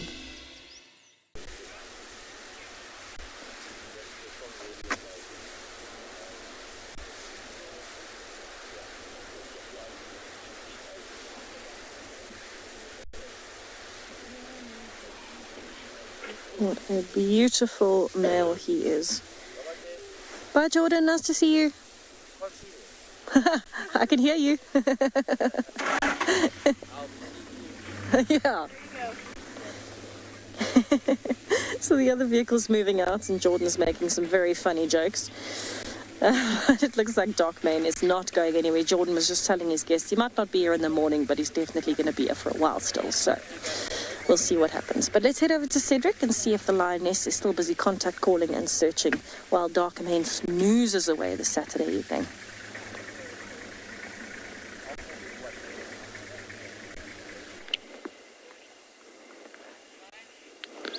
Yes, no, definitely. It's nice to know that Darkmane is still that side. But this Telemati female, thank you very much, Giraffe Girl, for the information on her. Apparently, she's one of the sub-adults. I thought that she's not really an old female. One of the sub-adults that were born between December 2018 and April 2019. So that really makes her around about coming on to 4 years old, very close to 4 years old. So she's still a young female. And yeah, definitely, it's perfect timing for her because now she's out of that danger zone, like of course with the S8 male, for instance, because it's not his daughter, but because she can go into heat, that's a very important part. Then, of course, she's pretty much an asset to him. But if she cannot go into heat, and if she's before her estrus, like before 3.5 to 3 years old, it could become a little bit dangerous at that time because then all of a sudden she's no use to him, and that could end up being fatal for this female. But at this point in time, getting close to 4 years old, I think it is a good thing. So yes, and I mean she was with the S8 male as well, so it just shows you it is all hunky-dory, all good in the hood, and that's very nice to know. Thank you so much, Giraffe Girl, for that info.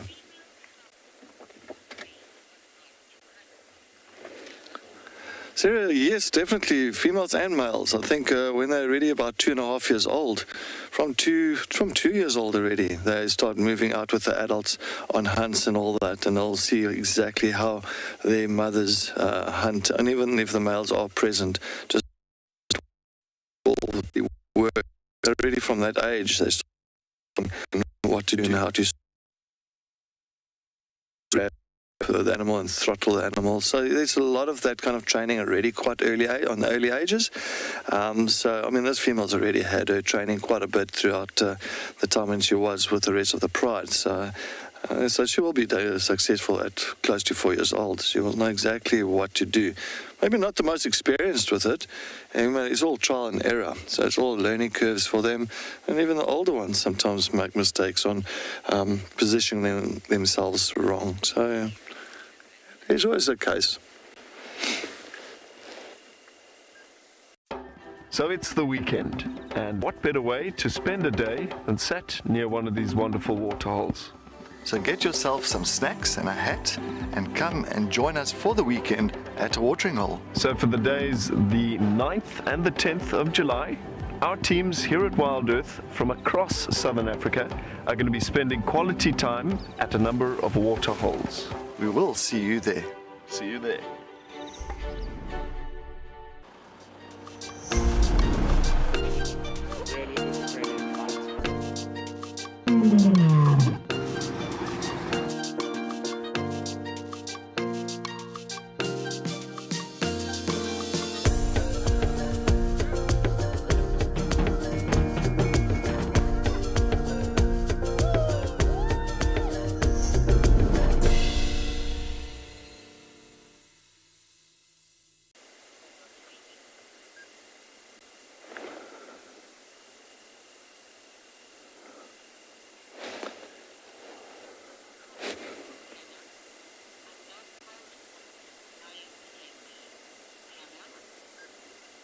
Hannah, yes, definitely. I wish I could relax as much as a lion. It looks so easy just to fall asleep just like that. Yeah, I think it takes me a lot of time and tossing and turning in the bed to fall asleep. But for lions, it looks so relaxing. It looks so easy. And as you can see, this female all of a sudden decided to take a quick snooze here on the cheetah cut line. But I think also a very important part for where she is now, very clever from her. She came away, cheetah cut line is quite high up, you know, when you're looking at altitude-wise. It's quite high up. So if there is any contact from the other telemarketers, from her pride members, it's easy for her to distinguish where it's coming from and how far, and she'll also pick it up much easier compared to if she was in a low lying area now at this point in time. It would be a little bit more difficult, and I think it'll be more tricky for her to pick up on her pride members. But coming up onto a rise like that, brilliant idea, perfect planning, and great strategy from this female lioness.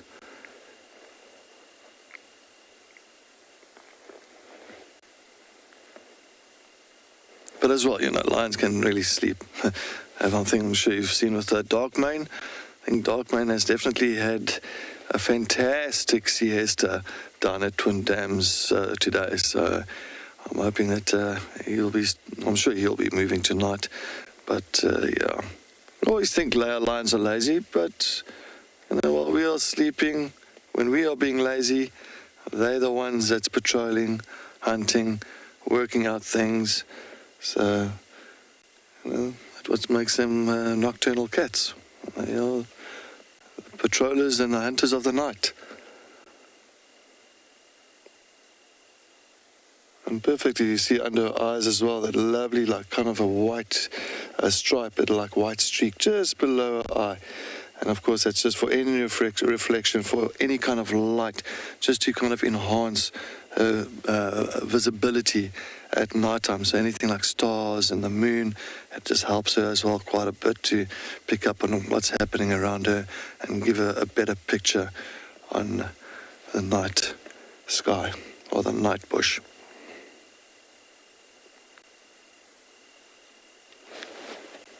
But what a beautiful sunset we've had. What a beautiful day we've had at all the watering holes. Yes, I was on my way to Buffelshoek Dam.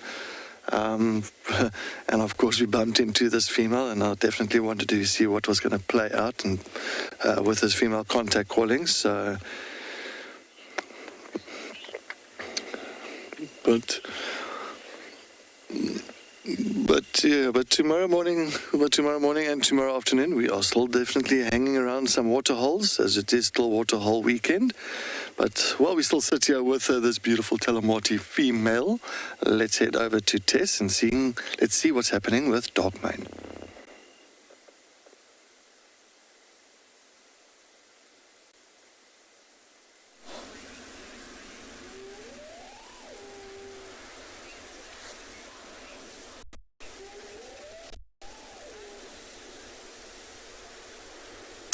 If tomorrow is half as good as today with our waterhole weekend, we're in for a great day. But dark mane has just woken up. Listen, there's hyenas calling.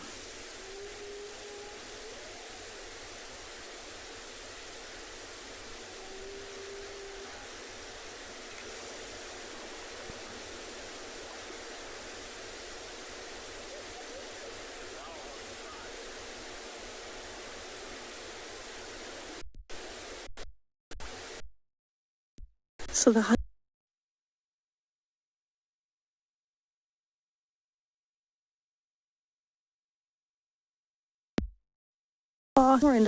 and I'm going to add the now for a drink. WildEarth have really inspired me to return to South Africa after having followed so many beautiful characters. This ticket to dream has given me a great opportunity to meet the WildEarth team, which I thank. They're all amazing. Well, I love all of the characters, but I do have a particular passion for leopards. It's a dream, and as I said before, I just keep on pinching myself. Am I really here? If you would like to be a part of the team that shares the wildebeest migration in Kenya live on WildEarth, then we have some great news for you. There are a few places left to join our expeditions in August and September this year. You'll be staying in an exclusive tented camp with ensuite bedrooms nestled in the riverine woodlands of the Talek River. Head over to our website to book your bucket list experience today. WildEarth Expeditions. Travel with purpose.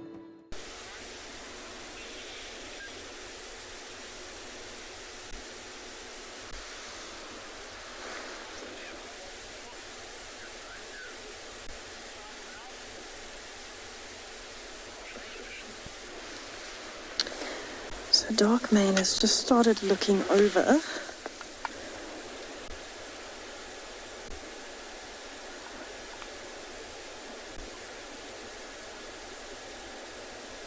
Towards a vehicle. So I'm just shining my lights towards them just to let them know we are actually here, in case they didn't know.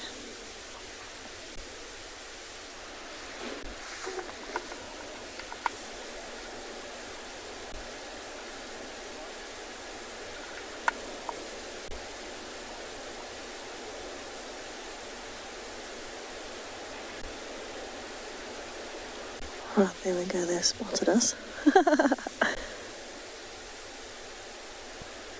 I don't know who it is because I can't hear anything on the radio. But Darkmane is certainly quite interested, isn't he?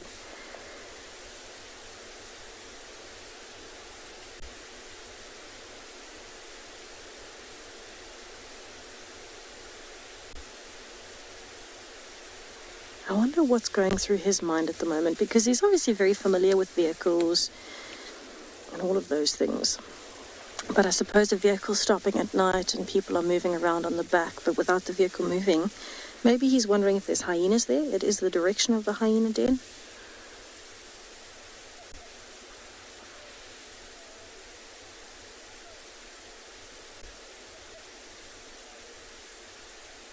You can see he's watching quite intently towards the Mulawati. So he's kind of looking at the gap between the Mulawati drainage line and the turn off to the hyena den. That's where the vehicle is.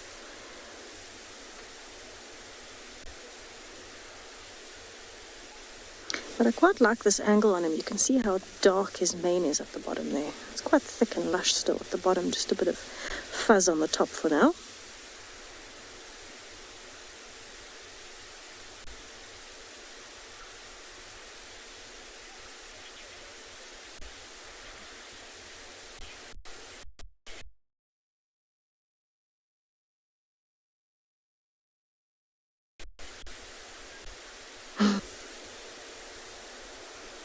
Hey, gorgeous boy. I love that you can hear him licking.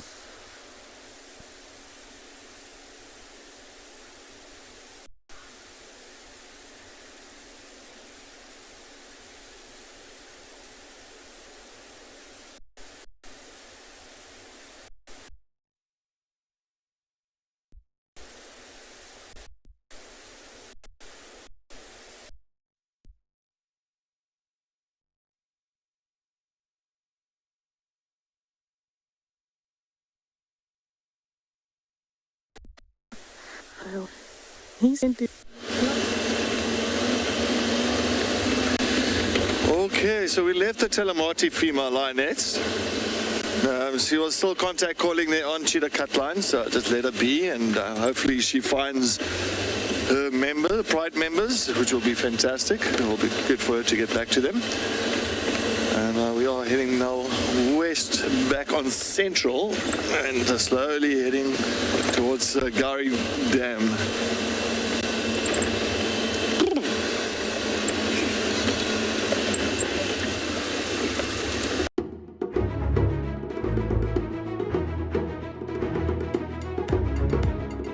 Hi, I am David. I come to you live from the Mana Triangle, all the way from Kenya.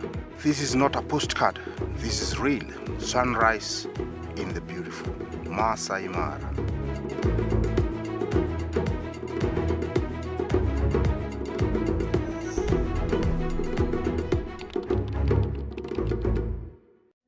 Here on WildEarth, we love it when you interact with our guides while they are live. In order to do this, you must head over to wildearth.tv/questions and submit your questions, comments and suggestions. Simple as that. And to make it even simpler, from time to time you will see a QR code on your screen. Open your camera phone and scan this code and it will take you straight to where you need to be. We look forward to answering your questions on this channel.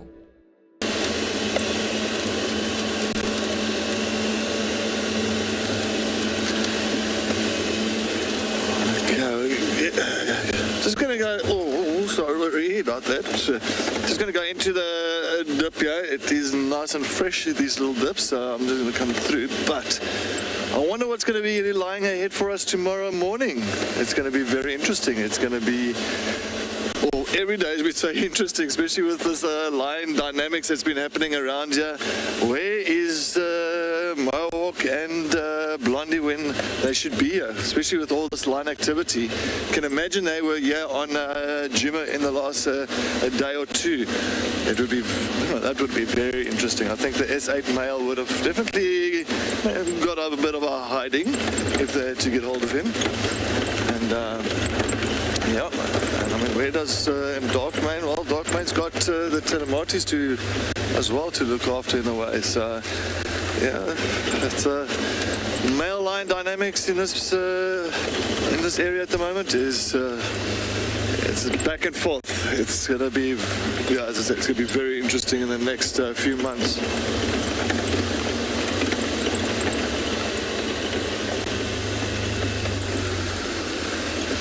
So yes, I'm just taking a look. Now we'll see if we can find anything this side. But yes, it is going to be very interesting. So like, I heard today that Mohawk and Blondie was down in Lamula, so they were all the way south. So they went all the way south. Maybe that's why they didn't pick up on all the activity and all the action that was happening around here with the S8 male being here, the Telematis being all split up and contact calling, and even Darkmane having his own vocals going as well. So that is very interesting. So yeah, I think time will tell, and we will see how it all pans out.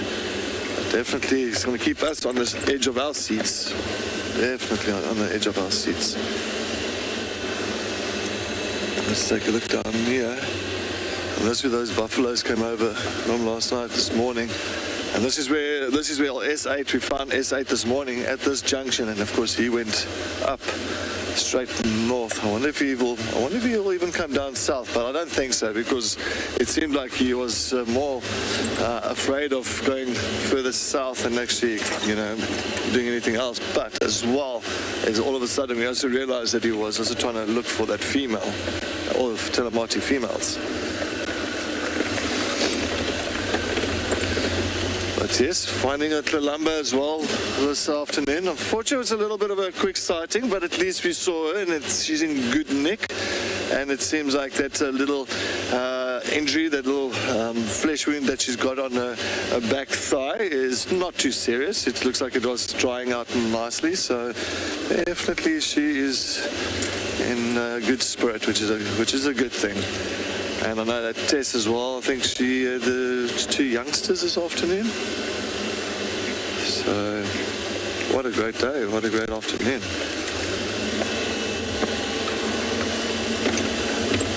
And yes, very interesting, I heard old man's beard. I think Lauren was talking about the old man's beard today. Now the old man's beard's a lichen.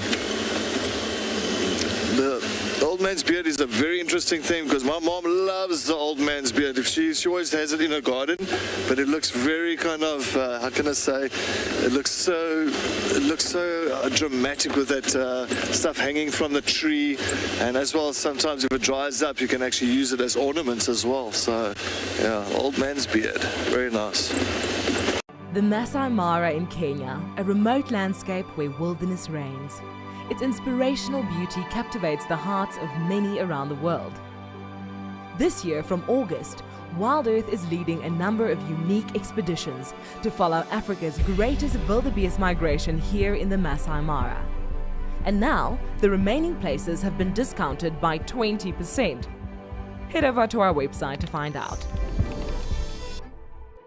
Here at WildEarth, we promised great monthly prizes for our explorers, and this month is no exception. If you join our club before the 10th of July, then you stand a chance to win a fabulous Safari Guide online course brought to you by Bushwise Field Guides. They specialize in accredited safari guide training with courses tailored for the African safari lodge industry. Sign up to be a WildEarth explorer today and don't miss out on this life-changing opportunity.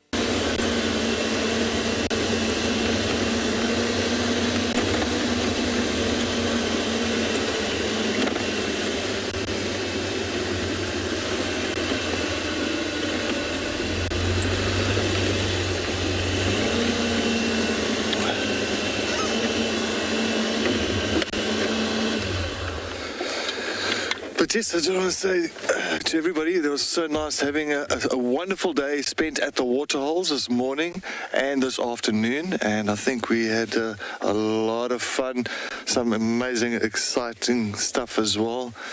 And I'm hoping that tomorrow morning as well, remember we're going to spend more time at Waterholes, and we're also going to spend some time tomorrow afternoon as well. So we're going to still take a look and see what we can find around the area. Like this afternoon, those surprising moments are magical. I mean, when you're sitting at a place, at a waterhole, and all of a sudden something pops out, it is unbelievable. I mean, that's what I always used to do when I was in the Kruger Park. I would sit at a waterhole for hours, having a cup of coffee, having snacks, and just watch the area and just waiting for things to come down. And how many magical sightings I've had around the waterhole in the Kruger Park and all that. So it's always so good. So hopefully tomorrow morning we're going to get some more surprises. I'm sure there is always a lot of surprises around here in the bush. As I say, we have to expect the unexpected, and I think that is the main thing. But yes, definitely from Tess and Odie on Wendy, Lauren and Davy down in the Eastern Cape, and of course Ralph on the Dam Cam, and Chris and Gert up in Pridelands, and of course our Panda behind the camera on Rusty this afternoon with me, Cedric, and of course to all our directors and to all the WildEarth crew, we say thank you very much for your questions, thank you very much for your comments, and thank you so much for joining us on such a wonderful afternoon spent here and on WildEarth. So I'll say good night to everybody, and I'm sure that everybody will have a fantastic day or night wherever you are, and please join us again tomorrow morning.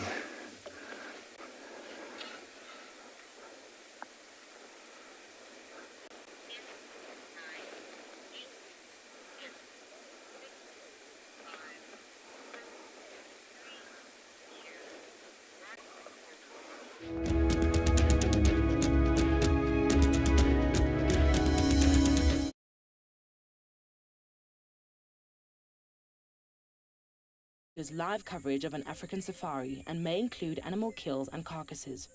Viewer discretion is advised.